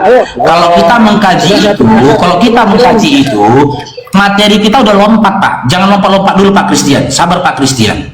Ini dataku berikutnya. Menunjukkan, membuktikan Yesus itu memang banyak, Bapak. Ya. Dengar dulu, sabar dulu, Bapak Christian. Bapak Christian, sabar dulu, Pak. Dimit dulu, Pak. Ini edukasi, Pak. Kalau Bapak bisa menelaah atau menerima ilmuku ini, Bapak akan menjadi pendeta yang hebat, yang banyak pulu-pulunya. Sabar dulu, Pak. Ya. Kepada teman-teman teman-teman yang di bawah, saya akan buktikan Yesus itu memang lebih dari satu. Nih buktinya teman-teman ya. Ini kisahnya ini bang. Aku dulu bacanya nih bang, terkejut aku dulu bang. Nih ya, Lukas 22 dari nomor 1 kita baca ya. Kan teman-teman Kristen sering bilang perikopnya, ini perikopnya. Rencana untuk membunuh Yesus. Ya kan, dari nomor 1 terus ini ya, baru perikop kedua, Yudas mengkhianati Yesus. Ini kisah panjangnya nih bang. Nih ya, yang jadi poin yang mau sampaikan ini di nomor 69-nya. Nih ya, nanti tengok ya, Yesus dihadapkan di pengadilan agama. Ini masih proses penangkapan. Nih teman-teman ya, nih. Nah, ini dia ya. Yesus dihadapkan di mahkamah agama. Yang poin yang mau sampaikan di sini yang jadi poinnya, ini nomor 69 ya bang. Nomor 69 ya bang. Apa kata Yesus di sini? Ya, nanti aku narasikan bang ya sebelumnya bang ya. Kenapa aku yakini berdasarkan data ini memang menyatakan Yesus itu lebih dari satu. Ya, karena berdasarkan kitab Markus tadi ya 16-12 tadi ya, dia bisa berubah rupa, dia bisa hadir dengan rupa yang lainnya. Apa di sini dikatakan? Mulai sekarang anak manusia kabur dia. Oh nggak apa-apa Ustaz, dia ya sedikit ini merampungkan ini ya, walaupun dia kabur ya. Mulai sekarang anak manusia sudah duduk di sebelah kanan Allah yang Maha Kuasa. Yang berbicara ini siapa? Yesus. Jika yang berbicara ini adalah Yesus anak Maria, lantas siapa anak manusia yang dikatakan Yesus anak Maria yang sudah duduk di sebelah kanan Allah yang Maha Kuasa? Siapa?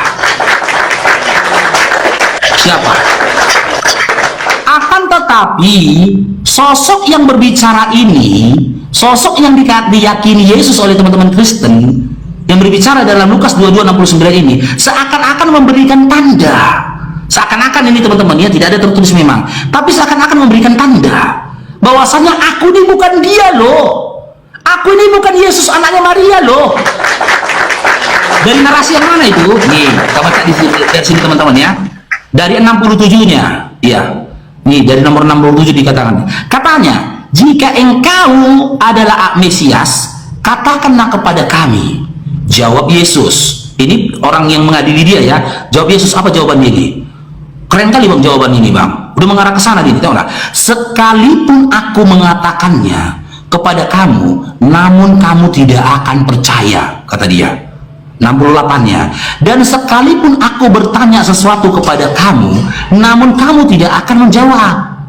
Nah, dia ini kasih kisi-kisinya, kodenya. Mulai sekarang anak manusia sudah duduk di sebelah kanan Allah yang Maha Kuasa. Ingat kalimatnya teman-teman ya, di 68 ya, 67-nya ya.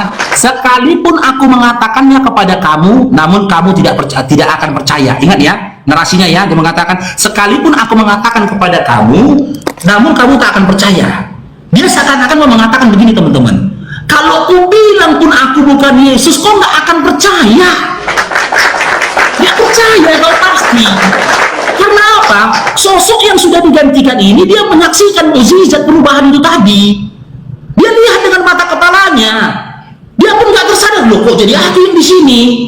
Karena di luar nalar dia, karena dia sudah berputus asa, dia bilang, sekalipun kukatakan kepada kamu, kau nggak akan percaya. Kalaupun aku mengajukan pertanyaan kepada kamu, sekalipun kau nggak akan menjawab, kata dia. Mulai sekarang anak manusia sudah duduk di sebelah kanan Allah yang Maha Kuasa. Sayangnya bang, literasi itu cuma sampai ayat 71 aja. Makanya aku bilang teman-teman Kristen, yang kalian butuhkan itu bukan rumah apologet. Yang kalian butuhkan itu bukan apologet Kristen, bukan. Yang kalian butuhkan adalah sisihkan waktumu, ya, pemikiranmu, hatimu untuk membaca dan memahami Bibelmu.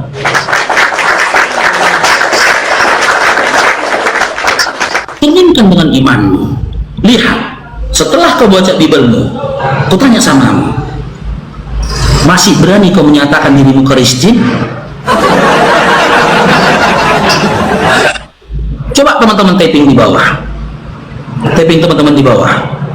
Hah? Sesuatu yang menjadi pemikiran nggak itu? Jika memang itu adalah Yesus anak Maria, kenapa dia berkata, mulai sekarang anak manusia sudah duduk di sebelah kanan? Sudah duduk, kata dia. Sudah duduk di sebelah kanan Allah yang Maha Kuasa. Yesus yang mana lagi itu? Jangan ada itu lagi.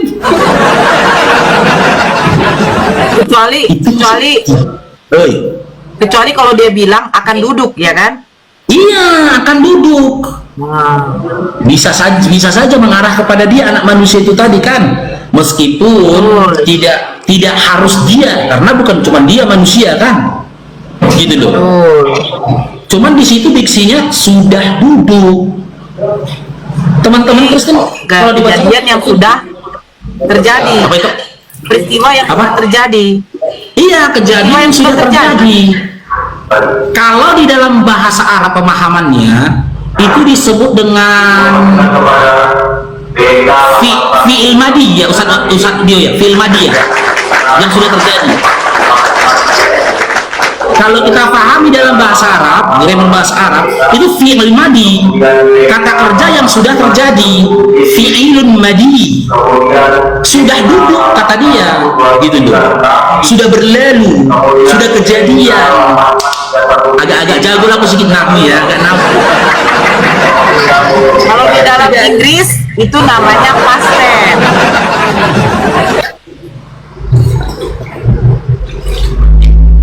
Iya kan? Ayo, apa itu? Kalau di dalam Inggris itu namanya past tense, kejadian yang sudah lampau. Ayo silakan buat adik-adik Oten yang mau naik lagi silakan. Kalau diskusinya kayak Bapak Kristen tadi itu enak teman-teman. Penting nggak menghujat ya. Itu apa itu? Oi. Kau tengok dulu. Nih ada kukirimkan di WA nih. Sebentar ya. Mana namamu ini? Kenapa? Nih ada kukirimkan gambar.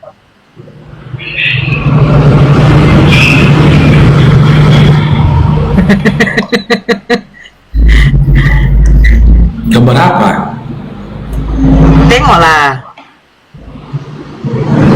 Oh. Iya kan? Yang ngirim siapa? Ini aku tengok tadi, aku cek. Nggak usah sebut namanya, aku cek. Nggak sadar gitu loh, dia buat video itu yang ada. Aduh, Viti nih. Ini Viti. Viti. Nih. Aduh. Tuh.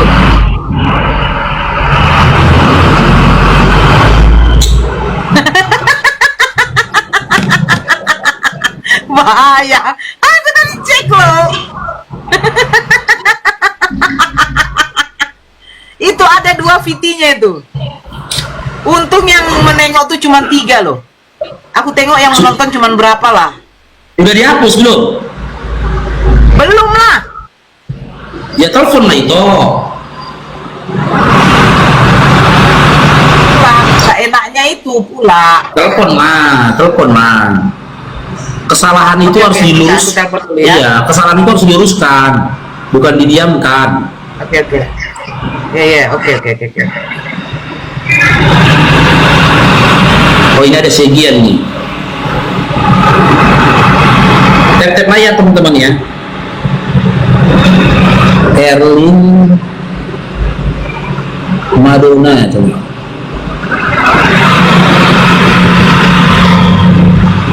Ada nggak orangnya? Loh, mana orangnya?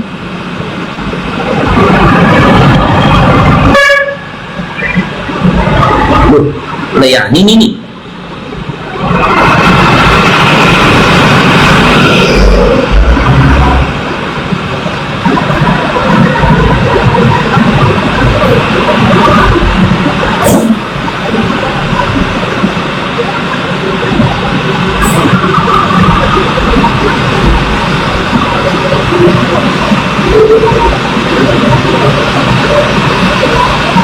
Mana moderatornya ini? Ini kan moderator. Kerja sendiri ya, Wak.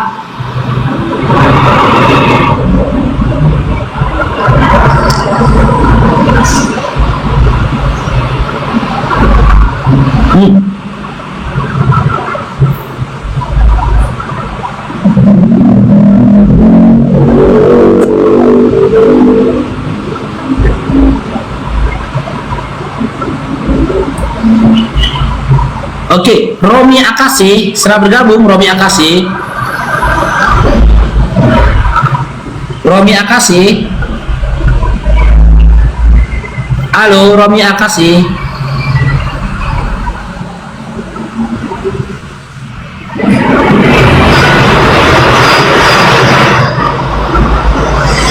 Sal, bantulah Sal. Naikkan orang Sal. Bang Paru, Bantu naikkan orang lah. Aduh.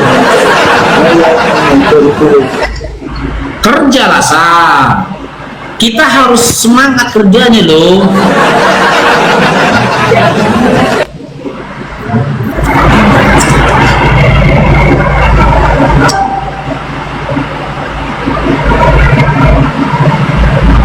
Ayo semangatin moderator teman-teman. Moderator semangatin teman-teman.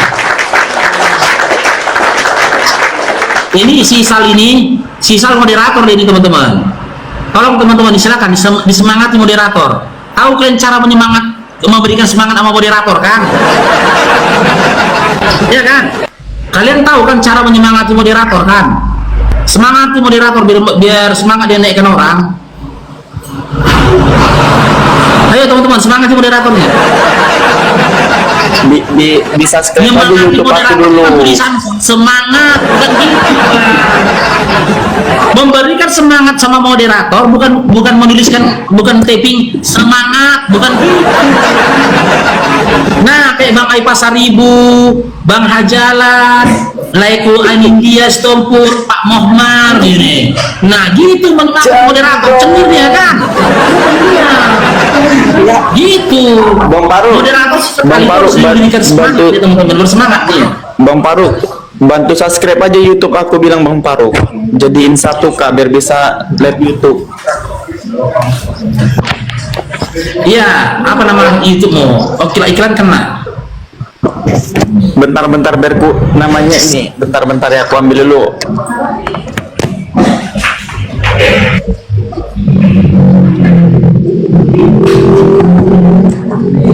Ini Gun, kasih paus moderatornya. Aduh, jangan jujur kali dong Gun. Jangan menyampaikan dengan kalimat yang jelas lah, agak-agak sarkas sedikit loh Bang. Digenapkan ke 1K teman-teman, moderatornya bersemangat. Masih kayak 2. Karena kalau moderator nggak semangat, bersemangat. hostnya itu kerjanya double jadinya.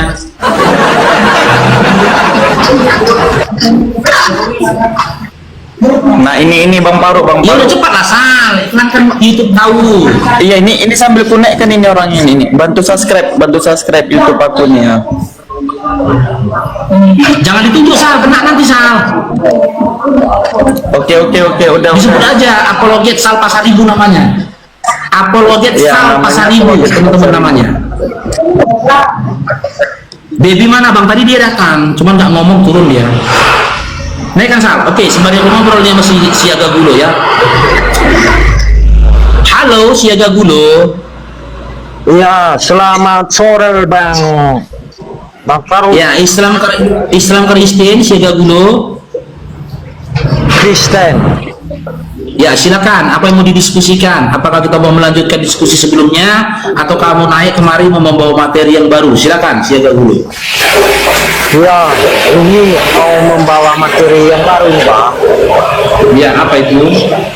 Tentang mau nanya Tuhan kita itu apa sama ya? Karena ada kata-kata Allah itu. Ini AST diteruskan dulu noise. Oke, gimana tadi Gulo? Tuhan kita itu apakah sama karena ada kata-kata Allah itu? Oke, apakah Tuhan kita ketika kamu gunakan diksi kita, berarti di situ mencakup antara saya yang Islam, kamu yang Kristen, gitu kan Gulo? Iya betul Bang. Oke, nah, apakah Tuhannya Islam itu ada? Ada. Adakah data yang menjelaskan ke situ? Ada. Surat Toha ayat 14. Kan gitu. Di situ Allah memperkenalkan dirinya, bahwasanya Dia adalah Tuhan. Kan gitu. Sekarang aku tanya, apakah orang Kristen itu punya Tuhan? punya. Allah Oke. Bapa itu kan anaknya Cuma sabar dulu, Tuhan Yesus sabar dulu, Kristus. sabar dulu Dinda dulu, sabar dulu. Jika memang teman-teman Kristen itu punya Tuhan, coba sebut satu ayat dalam Bible di mana ada satu sosok yang memperkenalkan dirinya adalah Tuhan untuk orang Kristen. Mana? Memang nggak ada, Bang. Ya udah. Nggak udah, karena datanya nggak ada berarti kau nggak bertuhan. Bagaimana kau gunakan diksi kita? Apakah Tuhan kita sama? Kau ajukan pertanyaan gitu. Apakah Tuhan kita sama? Kan gitu. Aku Ya. bertuhan, kamu tak bertuhan. Bagaimana mau kau samakan sesuatu yang ada sama sesuatu yang nggak pernah ada? Berarti diskusinya nggak bisa, kan gitu. Nggak bisa dibandingkan ini sesuatu yang ada dengan sesuatu yang tidak ada. Di akunya ada, di kau tidak ada. Maka materi itu tidak bisa kita angkat. Karena apa? Ketika materi itu diangkat, baru kita prolog, kamu sudah terberak, pasti. Coba materi yang lain aja dulu, kita kaji, silakan. Karena ternyata kau nggak bertuhan, silakan. Ya, begini Bang Faruk. Sebenarnya saya ini penasaran dan agak bingung sedikit karena di dalam Alkitab kami ada kata-kata tertulis di situ Allah. Ya. Di dalam juga Al-Quran ada kata-kata Allah. Allah kami itu adalah anaknya Tuhan Yesus, ya, yang mengutus Tuhan Yesus Kristus kami. Jadi kalau di Al-Quran, kalau Allah itu sebagai apa itu pandangan orang? Oke, saya uji. Oke, saya uji dulu ya pengetahuan di dahulunya ya. Boleh? Boleh. Al-Quran kami, sepengetahuan dulu, itu berbahasa apa? Bahasa Arab. Arab, keren, Arab ya. Selanjutnya, Bible kalian yang dalam yang perjanjian lama itu dalam bahasa apa? Taurat. Iya, perjanjian lama Biblemu itu bahasa apa? Bahasa Ibrani bukan? Iya, Ibrani. Perjanjian baru itu bahasa apa? Perjanjian barunya bahasa apa? Bahasa Indonesia. Ya Allah, ya.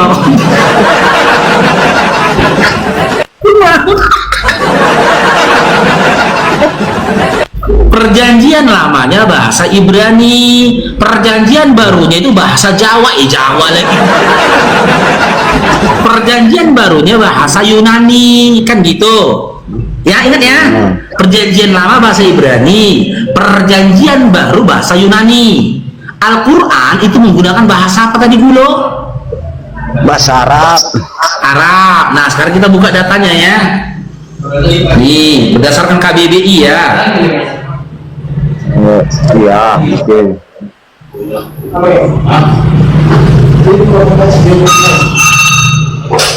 Ini berdasarkan KBBI.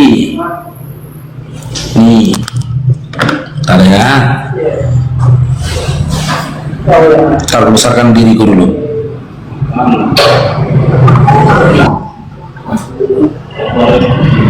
Oke. Ulang balikkan ya. Nih, berdasarkan KBBI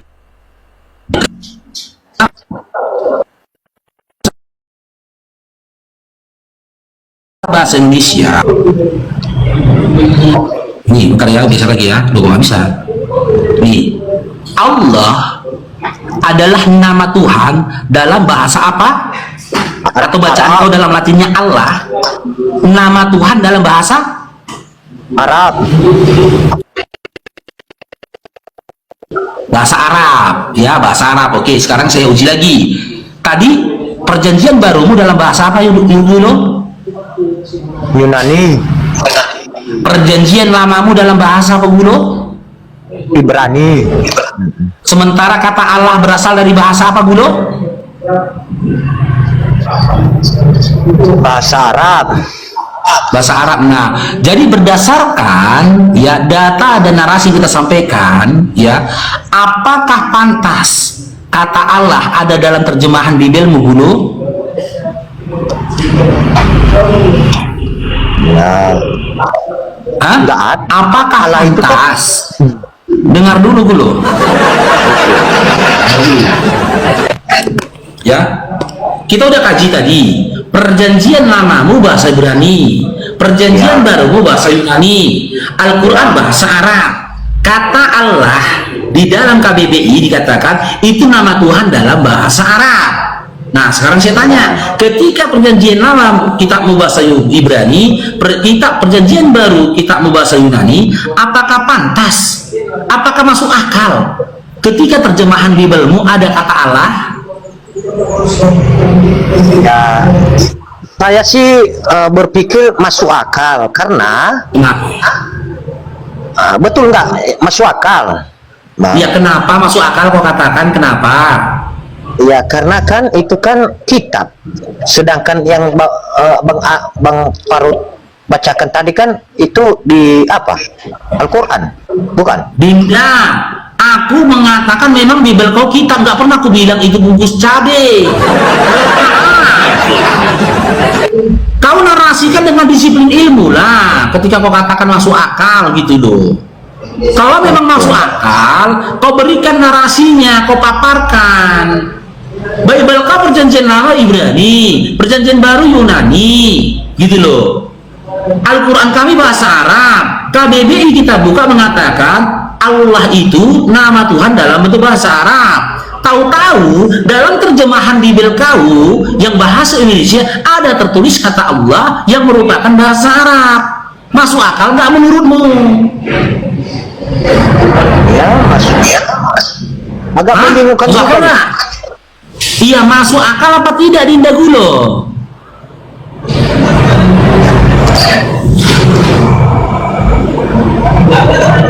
Ya, masuk akal juga. Sudah, jika memang masuk akal, silakan kau narasikan kenapa kau katakan masuk akal. Tapi aku berharap ketika kau menjelaskan tentang pemahaman akal, aku harap kau menjelaskan juga menggunakan akal. Silakan. Silakan dulu. Karena makanya saya bilang masuk akal karena tertulis di dalam kitab. Tapi yang membingungkan ini untuk yang menuliskan di kitab ini bahasa Indonesia ini entah dari mana, entah dari Ibrani, entah orangnya dari mana, kan gitu. Inilah yang membingungkan saya ini. Sebenarnya jawabannya mudah dulu. KBBI sudah mengatakan kata Allah itu nama Tuhan dalam bentuk bahasa Arab. Oleh karena itu, ketika Bibel kau yang Ibrani dan Yunani mau diterjemahkan ke bahasa Indonesia, harusnya gunakan bahasa Indonesia. Jangan terjemahan bahasa Yunani mau diterjemahkan ke Indonesia nyangkut ke bahasa Arab. Kenapa bisa begitu? Nah, gini, bentar dulu. Nih, aku meninggalkan sebuah handphone. Aku membuat sebuah handphone lah, ya. Aku menulis sebuah buku, di mana buku ini kutuliskan dalam bentuk aksara Batak, gitu loh. Aku penulisnya orang Batak. Nah, buku ini pantas untuk orang Batak atau untuk orang di luar Batak? Khusus orang Batak. Orang Batak. Ketika buku ini ada di orang Jawa, dia bisa nggak dia dikatakan mencuri? Ya, bisa. Nah, udah habis. Selesai. Begini Bang Faro, iya kan? Abang bilang tadi kan,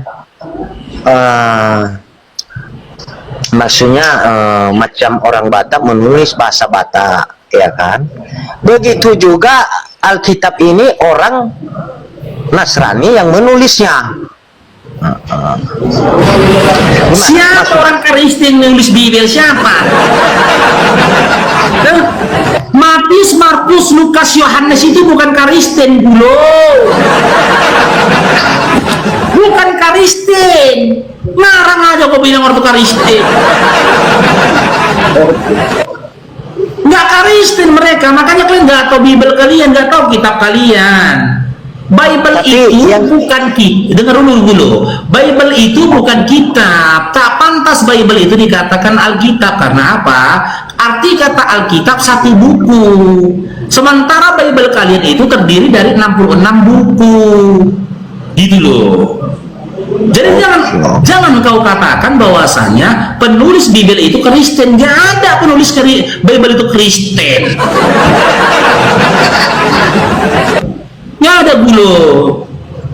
Oke bang, tapi berarti yang jelasnya berarti berbeda ya bang ya? Berarti kata-kata Allah itu berbeda ya? Nah, jadi gini, dalam penerjemahannya teman-teman Kristen, khususnya LAI, mengambil nama Allah yang merupakan nama Tuhannya teman-teman, nama Tuhannya umat Islam yang dalam bentuk bahasa Arab, dijaploklah ke dalam terjemahan Bible kalian. Kenapa diambil? Ya mungkin market ya, salah satu marketnya biar laku ajaran Kristen mungkin kan? Biar laku gitu loh. Karena kalau jujur dengan terjemahannya nggak ada kata Allah di dalam original teks kitab kalian, nggak ada. Bahkan kata Tuhan pun arkontas di dalam perjanjian baru itu pun tidak ada. Yang ada itu apa Gulo? Theos. Apa arti Theos? Dewa. Gitu loh. Di dalam original teks perjanjian baru pun begitu. Mereka menyebut siapa nama Tuhannya harusnya ketika diterjemahkan dengan nama itu tadi. Jangan ketika orang Batak, ya, orang Batak, nah aku orang Batak, namaku misalkan Parudian. Ketika namaku diterjemahkan ke dalam bentuk bahasa Indonesia, kok namaku berubah menjadi Sutinin? Kan nggak masuk akal. Namaku Parulian Batak, diterjemahkan gitu. Sebuah kitab yang menceritakan tentang aku, namaku berubah jadi Sutinin. Berarti itu ngarang. Jadi gitu dulu ya. Kata Allah atau yang kalian baca Allah dalam terjemahan Bible kalian itu mengambil nama Tuhan umat Islam yang dalam bentuk bahasa Arab. Begini bang, tapi setahu saya mana yang lebih duluan, Injil atau Al-Quran? Mana lebih dahulu, Injil atau Quran? Yang mana yang kau maksud Injil? Maksudnya Taurat itu. Taurat bukan Injil. Taurat Taurat. Itu Maksudnya kepada Nabi Alkitab. Musa. Injil kan Alkitab, bukan? Maksudnya pertanyaan itu Faru begini, Bang Siaga. Yang dimaksud sama Bang Siaga nih Injil yang mana dulu? Kalau yang dipegang sama kalian itu bukan Injil. Kan tadi udah dikatakan. Alkitab kami. Bible kalian tuh bukan Injil. Oh, dari mana bukan Injil? Nah, sebab Yesus menerima firman. Segala firman yang kau sampaikan kepadaku telah kusampaikan kepada mereka. Nah, kalau kamu mengatakan bahwa Bible kamu adalah Injil, tunjukkan sama kami di mana Yesus menyuruh muridnya untuk menuliskan apa isi firman yang disampaikan dari Bapa kepada Yesus. Itulah saksi-saksi macam apa itu? Enggak, Bang. Kalau yang namanya firman, ketika Nabi menerima firman, menyuruh muridnya untuk menuliskan, tidak ada dikatakan saksi-saksi, karena penerimaan wahyu itu tidak perlu saksi. Beda contoh ya, ketika Musa menerima firman, apakah ada saksi yang melihat Musa menerima firman? Tidak ada. Gitu loh. Ya, Jadi antara Musa dengan Tuhannya. Nah, ketika Yesus mengatakan dia menerima firman dari Bapaknya dan disampaikan kepada muridnya dan muridnya menerima, pertanyaannya, mana isi firman itu? Kalau Anda katakan itulah saksi-saksi, firman itu tidak perlu saksi. Oke. Di dalam pemahaman saya Bu Ustadz, begini Bu Ustadz ya.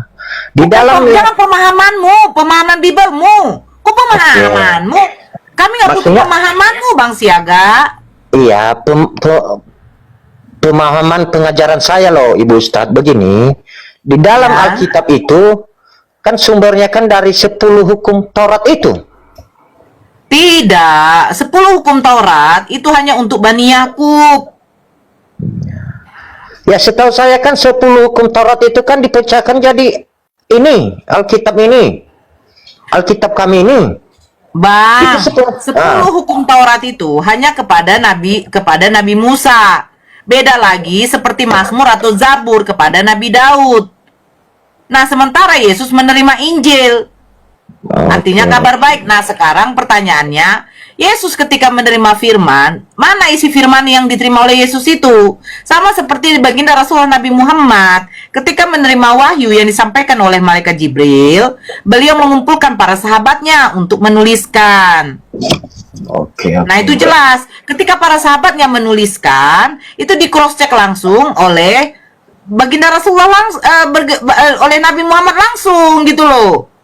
Jadi nanti mana yang tidak sesuai, mana perkataan yang tidak sesuai, itu nanti langsung di cross check. Nah, kalau Anda mengatakan bahwa Matius, Markus, Lukas, Yohanes itu adalah isi firman, pertanyaannya nanti begini.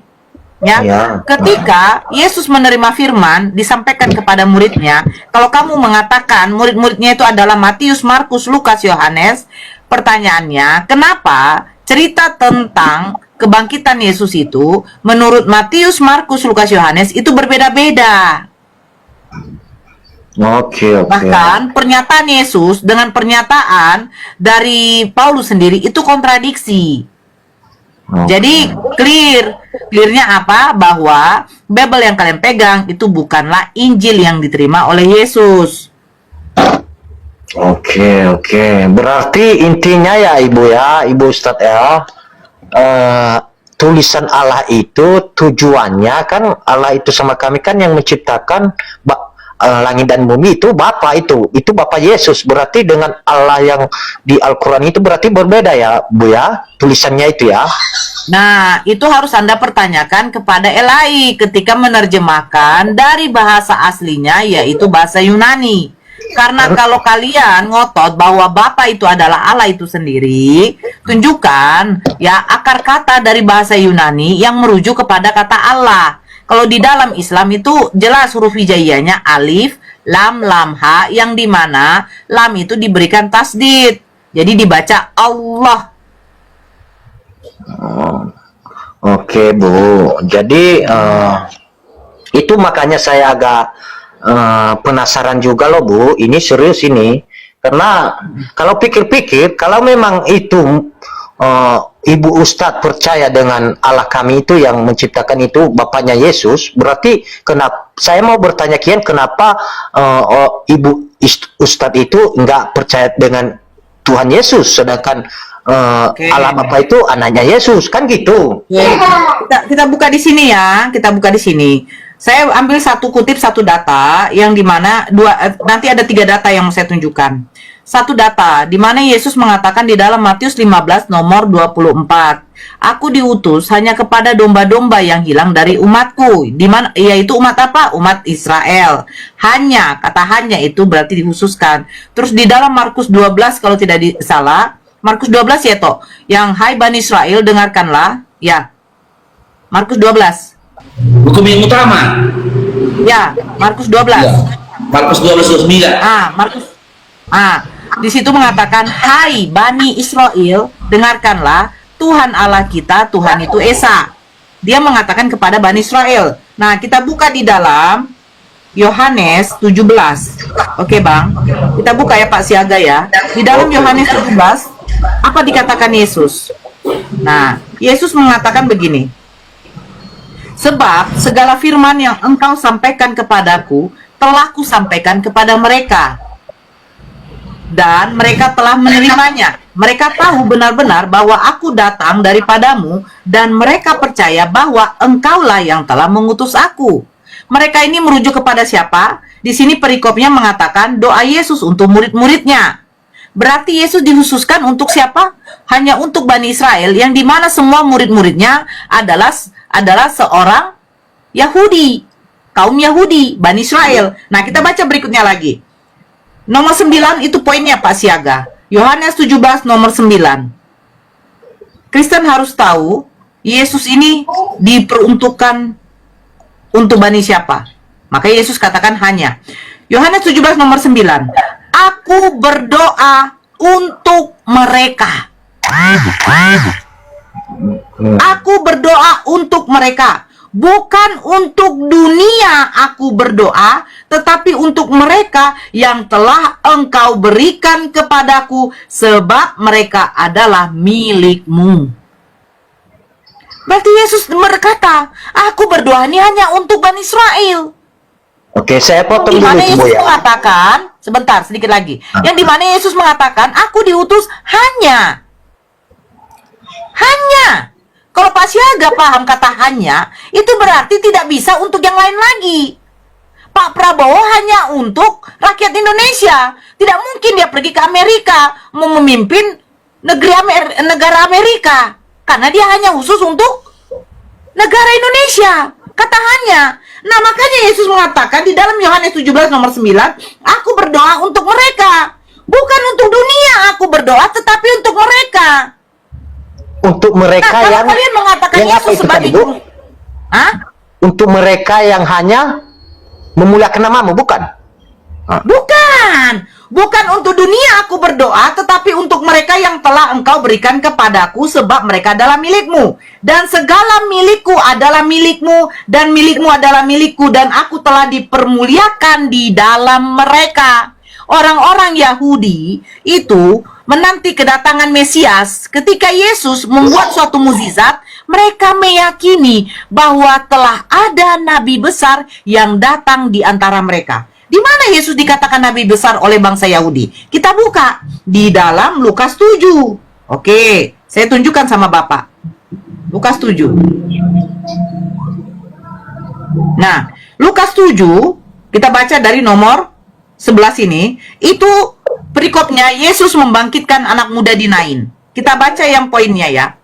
Ketika Yesus mengatakan, nomor 15, maka bangunlah orang itu dan duduk dan mulai berkata-kata, dan Yesus menyerahkannya kepada ibunya. Semua orang itu ketakutan dan mereka memuliakan Allah. Sambil berkata, seorang nabi besar telah muncul di tengah-tengah kita dan Allah telah melawat umatnya. Ketika Yesus melakukan mukjizat besar Pak Siaga, orang Yahudi ini mengatakan apa? Seorang nabi besar, bukan Tuhan. Karena orang Yahudi meyakini bahwa apa? Setiap tanda-tanda kenabian kerasulan itu adalah ketika mereka melakukan mukjizat-mukjizat yang diberikan Tuhannya kepada mereka. Iya ya. Nah, jadi kalau kalian mengatakan Yesus itu juru selamat orang, yes. Yesus juru selamat hanya untuk Bani Israel. Karena Yesus sudah mengatakan, aku berdoa untuk mereka, bukan untuk dunia aku berdoa. Iya. Oke, Bu. Itu tadi kan kata-kata Ibu tadi itu betul, kata-kata Ibu tadi itu. Ya, saya akui memang betul kata-kata Ibu itu. Yesus datang kepada Bani Israel. Nah, ya, pertanyaannya, kenapa Pak Siaga masih menyembah manusia, sosok manusia yang ternyata manusia ini selalu mengklaim dirinya hanyalah utusan? Iya, sebenarnya saya mengerti. Ya, saya nggak apa ya, karena saya mengerti itu bahwa kami tahu itu bahwa itu Yesus itu, Tuhan Yesus itu berarti anak Bapa di surga. Jadi begini, karena ada kata-kata tadi itu, Bu, untuk menyelamatkan Bani Israel kan, makanya kami juga berarti yang percaya kepada Dia. Itulah Yang pandangan percaya saya. kepada Dia sebagai juru selamat bagi Bani Israel ketika Nabi Musa sudah wafat. Berarti yang mengikuti sama aja dengan yang mengikuti ajarannya ya, Ibu Ustaz ya? Berarti Dia gini loh, begini. Saya kasih tahu ya, kedatangan Nabi Muhammad baginda Rasulullah sebagai nabi penutup itu membawa syariat baru. Apa itu syariat baru? Ya, di mana orang yang beriman kepada Allah dan Rasulnya, yaitu Nabi Muhammad, itu dijanjikan masuk surga. Kenapa dikatakan seperti itu? Karena syariat yang dibawa oleh Nabi terdahulu, seperti Musa, seperti Daud, seperti Nabi Isa, itu sudah habis, Pak Siaga, pada waktu zamannya. Udah habis. Karena mereka ini, nabi-nabi yang diutus oleh Allah sebelum diutusnya Nabi Muhammad, itu hanya diperuntukkan. Hanya diperuntukkan. Nabi Musa kepada bangsa Israel, Nabi Daud demikian, Nabi Isa atau Yesus juga demikian. Makanya di dalam Matius 15, coba baik-baik Pak Siaga baca, dikatakan hanya. Nah terus Nabi Muhammad bagaimana?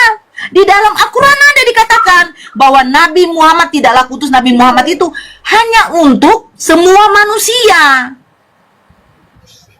Dia sebagai nabi penutup, membawa risalah yang baru, syariat yang baru, tetap mengajarkan ajaran tauhid, menyembah kepada Tuhan yang Maha Esa, yang dimana Yesus juga mengatakan bahwa Bapa itu tidak bisa dilihat dan tidak bisa kau dengar suaranya. Jadi Tuhan itu tidak bisa kau samakan dengan makhluk. Itu maksud Yesus. Oke. Tapi Kristen ini berbeda, Pak Siaga. Kristen ini memaksa Tuhan itu harus berwujud. Tapi Kristen nggak paham, ketika Tuhan itu sudah berwujud, itu adalah suatu bentuk kehinaan bagi Tuhan itu. Kenapa kehinaan? Tuhan itu tidak jadi maha suci lagi. Bagaimana mungkin kalian katakan maha suci, sementara maaf kata, dia keluar dari lubang vagina. Dia melakukan aktivitas kegiatan seperti manusia, seperti kadang mungkin dia sakit, keluar ingus, dia kencing. Itu kehinaan itu bagi Tuhan. Tapi bukan berarti kehinaan bagi manusia, karena memang kodratnya manusia seperti itu. Manusia itu dibatasi oleh ruang dan waktu, Pak Siaga. Nabi Muhammad makanya dikatakan, kenapa Nabi kalian tuh mati tidak bangkit-bangkit? Sebab Nabi Muhammad seorang manusia, di mana kodratnya manusia itu akan dimatikan juga. Akan dimatikan, baru akan dibangkitkan. Apa mungkin Tuhan itu harus mati, baru bangkit jadi Tuhan? Roma 14 nomor 9. Yesus itu dikatakan, dia harus mati dan hidup kembali supaya jadi Tuhan. Apakah gitu syarat jadi Tuhan? Tuhan itu tidak perlu mati, Pak Siaga. Iya Bu, tapi begini Bu, iya kalau bukan itu kan, yang jelas yang Ibu bilang tadi itu. Tapi begini, Allah Bapa itu menyatakan bahwa Yesus itu adalah anaknya. Disitulah saya itu makin apa Bu? Bukan apa ya? Oke. Sekarang pertanyaannya begini, sebelum adanya Yesus, apakah Bapa sudah mengatakan dia itu memiliki apakah orang Yahudi tidak mengklaim dirinya adalah anak-anak Allah? Iya kan banyak seperti Musa, kan banyak nabi-nabi. Seperti apa kan Allah itu nggak menyatakan inilah anakku. Kenapa dia dikatakan begitu? Nah. Ya, inilah salahnya ya. Coba begini ya, Pak Siaga. Ketika dikatakan anak Allah, tapi tidak ada kalian untuk mau menafsirkan apa maksud dari kata anak Allah. Tapi ketika Yesus mengatakan Bapa yang mengutus aku, hidup yang kekal itu, bahwa engkau mengenal satu-satunya Allah itu Tuhan yang benar, Yesus adalah utusan, kalian di situ malah menafsirkan. Tapi giliran ketika Yesus dikatakan anak Allah, kalian tidak mau tafsirkan, yang dimana tidak mungkin Allah itu beranak. Kalau dikatakan anak Allah, apakah bisa saya mengatakan berarti Nabi Isa itu keistimewaannya itu sungguh luar biasa? Apa luar biasanya, Dek? Kecilkan. Kalau nggak di luar main, Dek. Luar biasanya apa? Dia dilahirkan dari seorang perawan suci, Pak Siaga. Yang dimana ibunya ini adalah keturunan dari orang-orang soleh. Yang kita tahu, mungkin Pak Siaga tidak diterangkan di dalam Bible Anda. Kalau di dalam Al-Quran itu sampai dikisahkan di dalam Al-Quran, sampai nama keluarganya Siti Maryam itu dibuatkan di dalam Al-Quran menjadi surah Ali Imran, di mana ayahnya dan ibunya Siti Hana adalah ya keluarga yang sangat terkenal kesolehannya. Dipilih keluarga itu untuk apa? Mereka akan mempunyai cucu menjadi seorang nabi yang diutus untuk kaumnya. keistimewaan dari kelahiran Nabi Muhammad, dari Nabi Isa. Keistimewaannya hanya itu. Tapi masalahnya, keistimewaan yang diberikan kepada keluarga Ali Imran itu, kalian jadikan dia itu sosok Tuhan. Karena dia tidak dilahirkan secara biologis, percampuran antara suami dan istri. Nah, ini salahnya. Allah itu menunjukkan kekuasaannya, Pak Siaga, di mana pada waktu itu ya Sarah tidak bisa mengandung ketika dia berumur 90 tahun, yang dimana kita tahu dia sudah uzur menopause tapi bisa hamil. Begitu juga Elizabeth, Bunda Elizabeth. Bukankah dia dikatakan mandul? Yang dimana kita tahu kalau mandul, sel telur itu, ovarium itu tidak bisa mereproduksi lagi, tetapi dia bisa hamil. Inilah kekuasaan Allah. Sementara ketika nabi-nabi Rasul membuat mukjizat, itu bukan berarti dia Tuhan, Pak Siaga. Itu Allah memberikan mukjizat itu sebagai tanda bahwa ada nabi dan Rasul diutus di antara mereka. Tanda kenabian dan Rasul itu adalah salah satu mereka bisa membuat mukjizat atas izin Allah. Nabi Musa membelah lautan. Begitu hebatnya Nabi Musa membelah lautan, sehingga menyelamatkan Bani Israel keluar dari tanah perbudakan. Begitu hebatnya Nabi Isa ketika dia menyelamatkan ibunya dari hujatan kaumnya, ketika kaumnya mengatakan dia adalah seorang wanita penzina. Begitu hebatnya juga baginda Rasulullah Nabi Muhammad ketika dia menerima firman, ya menerima wahyu, sampai sekarang para pengikutnya menghafalkannya. Iya, tapi begini Ibu Ustadz, kan yang membingungkan ini di Al-Quran, apa itu Nabi Isa sejalan dengan apa ini peristiwa kelahiran Tuhan Yesus kami ini. Oke. Jadi Ibu Maria kan itu sangat meragukan. Dulu Pak Ito, Bagaimana ini? Tolong penjelasannya Ibu Ustaz. Cair dong diberkat. Siapa tadi? Diberkat Bunda. dia. Dijelaskan ya. Oke. Ya. Sangat, Sejarah. kalau secara pikiran saya Ibu Ustaz ya, yang kurang paham Jangan ini. pikiranmu. Enggak, sangat apa dia sangat terkacau dia ada apa ini cerita kayak gini. Jadi saya ingin pengen tahu sebenarnya gimana sih. Oke, saya kasih tahu ya. Oke, begini Pak Siaga ya, cerita tentang Nabi Isa alaihissalam ibnu Maryam dengan cerita tentang Yesus itu mempunyai kemiripan. Kemiripan apa? Di dalam Bible kalian mengatakan Yesus dilahirkan dari seorang perawan suci. Tapi kalian lupa bahwa Bunda Maria itu memiliki tunangan yang bernama Yusuf. Yang dimana ketika Yusuf membawa lari Bunda Maria, ya, itu dalam keadaan status mereka belum suami istri. Begini Ibu. Begini Ibu. Saya kan menjelaskan sebentar. Iya, maksudnya perbedaan Nabi Isa itu di Al-Quran dengan Yesus Kristus di kitab itu. Maksudnya begitu. Sabar dulu. Ya. Nah, tapi kalau di dalam Islam, cerita Nabi Isa alaihissalam itu Siti Maryam terjaga kesuciannya, tidak pernah disentuh oleh laki-laki manapun. Iya, sesuai dengan Bible kami juga itu, Bu. Sebentar. Tadi kan saya sudah katakan, oke, ya. Katanya sesuai dengan Bible. Anda mengatakan sesuai dengan Bible. Saya baca ini ya. Anda bilang mengatakan sesuai dengan Bible. Tetapi bertanya dulu, apakah orang yang bertunangan itu udah suami istri, Pak Siaga? Ya, tidak. Oke, Pak Siaga dengarkan saya membaca, ya. Ini Lukas 2, Pak Siaga nanti baca nomor 6. Ketika mereka di situ, tibalah waktunya bagi Maria untuk bersalin. Oh, bukan. Ini dia nih, nomor 4. Demikianlah juga Yusuf pergi dari kota Nazaret di Galilea ke Yudea, ke kota Daud yang bernama Bethlehem, karena ia berasal dari keluarga dan keturunan Daud, supaya didaftarkan bersama-sama dengan Maria tunangannya yang sedang mengandung. Pertanyaan saya, ketika Maria dibawa kabur, ya, agar tidak, karena kan pada waktu itu kan mereka kan anak-anak kecil kan mau dibunuh.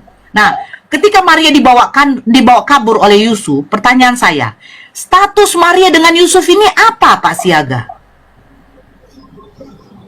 Statusnya sebelumnya kalau secerita dengan Alkitab nggak ada sebelumnya, karena Yesus ini yang kami percaya ini lahir di Tidak, statusnya mereka ini apa? Suami istri atau tunangan?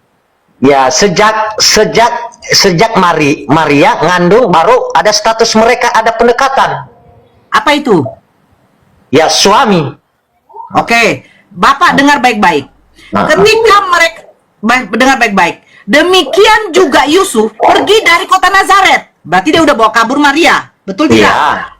Pergi dari kota Nazaret di Galilea ke Yudea, ke kota Daud yang bernama Bethlehem, karena ia berasal dari keluarga dan keturunan Daud, supaya didaftarkan bersama-sama dengan Maria, tunangannya, Pak, bukan istrinya.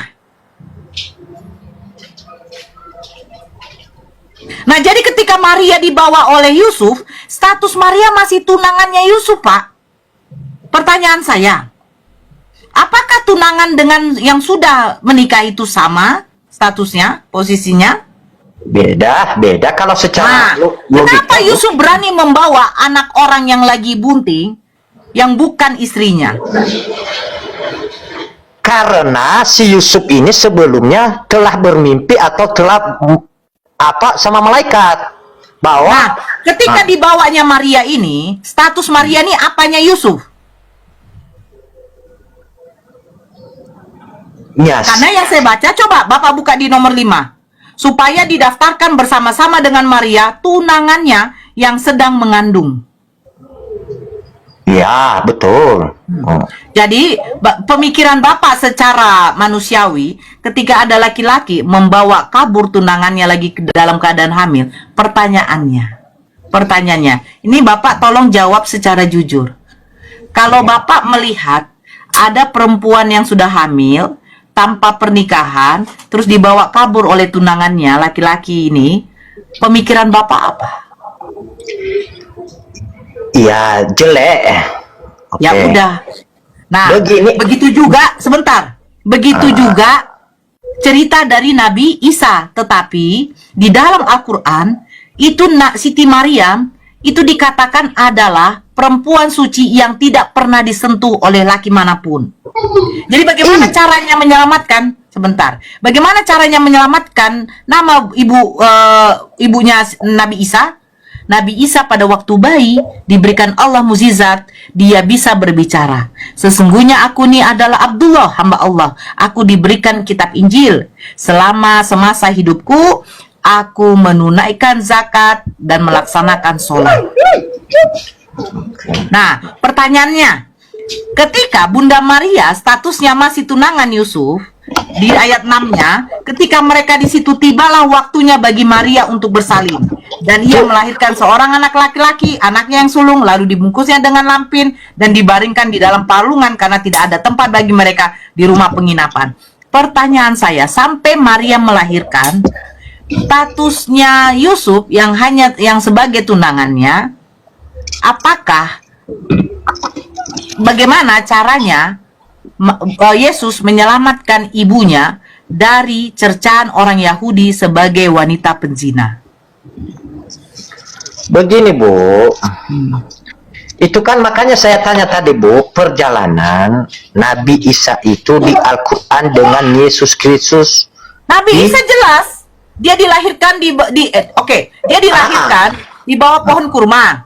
Ya. Nah, sementara Yesus di sini dilahirkan di mana, Pak? Di kandang domba. Oke, saya baca nomor 7. Dan ia melahirkan seorang anak laki-laki, anaknya yang sulung, lalu dibungkusnya dengan lampin dan dibaringkannya di dalam palungan karena tidak ada tempat bagi mereka di rumah penginapan. Di mana di situ di dalam kandang? Ya itulah di dalam apa namanya itu Palungan. Palungan.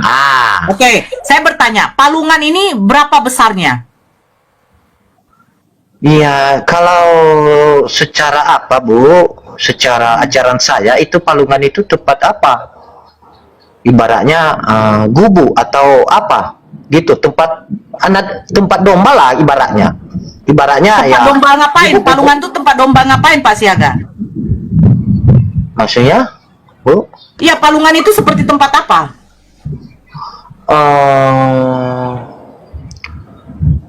Itu Tempat makan. makanan domba gitu. Oke, saya bertanya, domba atau kambing, sapi, kerbau, kuda, itu makan apa? Ya, rumput. Nah, apakah makan rumput memakai tempat?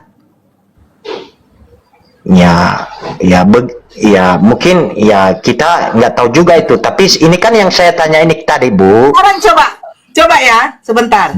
Nih, saya tunjukkan dulu sedikit ya. Oke. Saya tunjukkan gambarnya. Oke. Nah, Bapak lihat ya. Ini adalah palungan. Ya, Nah, ketika domba ini makan, apakah rumput dimasukkan ke dalam palungan? itu Bu, jangan kita analogikan seperti itu. Enggak, Di saya zaman bertanya. itu, Ketika domba, kambing, ya, kerbau, sapi, kuda, ketika makan rumput, apakah mereka rumputnya dimasukkan ke dalam palungan, Pak? bisa juga di atas itu, Bu. Di atasnya kan karena kebanyakan, kan gitu. Masuk akal juga itu, Bu. Pak, oke. Sekarang kalau ini dombanya lebih dari 5-6, bagaimana cara mereka makan rumput di atas palungan, Pak? Ya, kalau kita berbicara tentang itu, Bu, bisa aja karena apa kan namanya yang punya domba kan banyak. Jadi banyak juga tempat dibuat kan begitu. Namanya juga berternak. Kan? Yesus lahir di musim apa itu, Pak?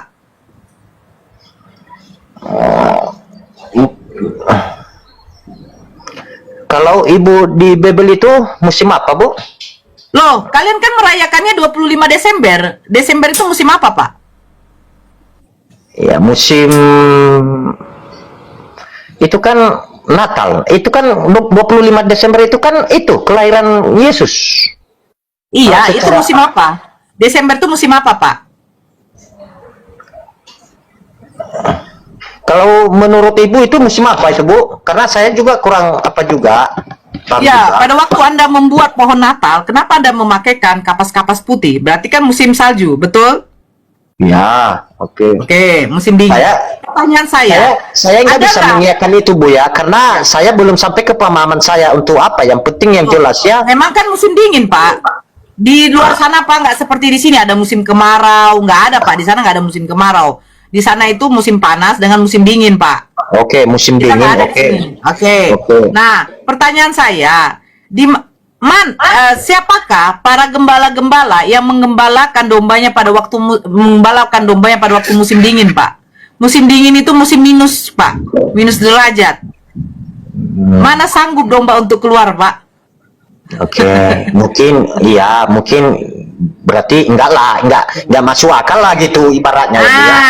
Jadi begini, satu poin yang harus memang Kristen terapkan di dalam Lukas 2, ya. Lukas 2 ini mengatakan bahwa Yesus itu hanya didapati sudah terbungkus oleh lampin di dalam palungan. Dan dikatakan di sini karena tidak ada tempat bagi mereka di rumah penginapan. Betul? Kita buka di dalam Matius ya, Pak. Kita buka di dalam Matius. Oke. Di dalam Matius apa katanya, Pak? Matius 1 nomor mulai dari 18. Ini kan Matius ini kan perjanjian baru, Bu. Yang tadi itu kan sebelum lahir Yesus itu ceritanya kan perjanjian lama. Tidak, maksudnya menceritakan, ini maksud saya begini. Kan tadi kan perbedaan. Kalau kami katakan Nabi Isa dilahirkan di bawah pohon kurma, Yesus dilahirkan di mana? Kata Pak Siaga di kandang domba. Oke, Bu. Sementara kalau di dalam kandang domba, di mana situ tulis ada kandang? Hanya karena kalian mengutip dari palungan. Nah, sebentar ya. Tunggu dulu.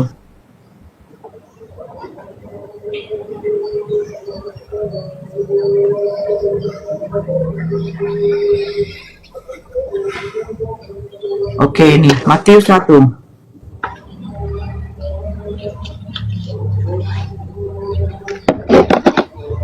Sabar ya, Pak. Siaga. Oke Matius Bu. 1 mulai dari ini.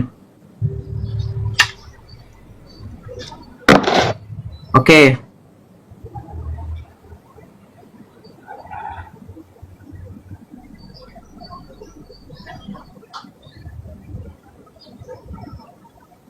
Kok Lukas ini larinya? Oh nih.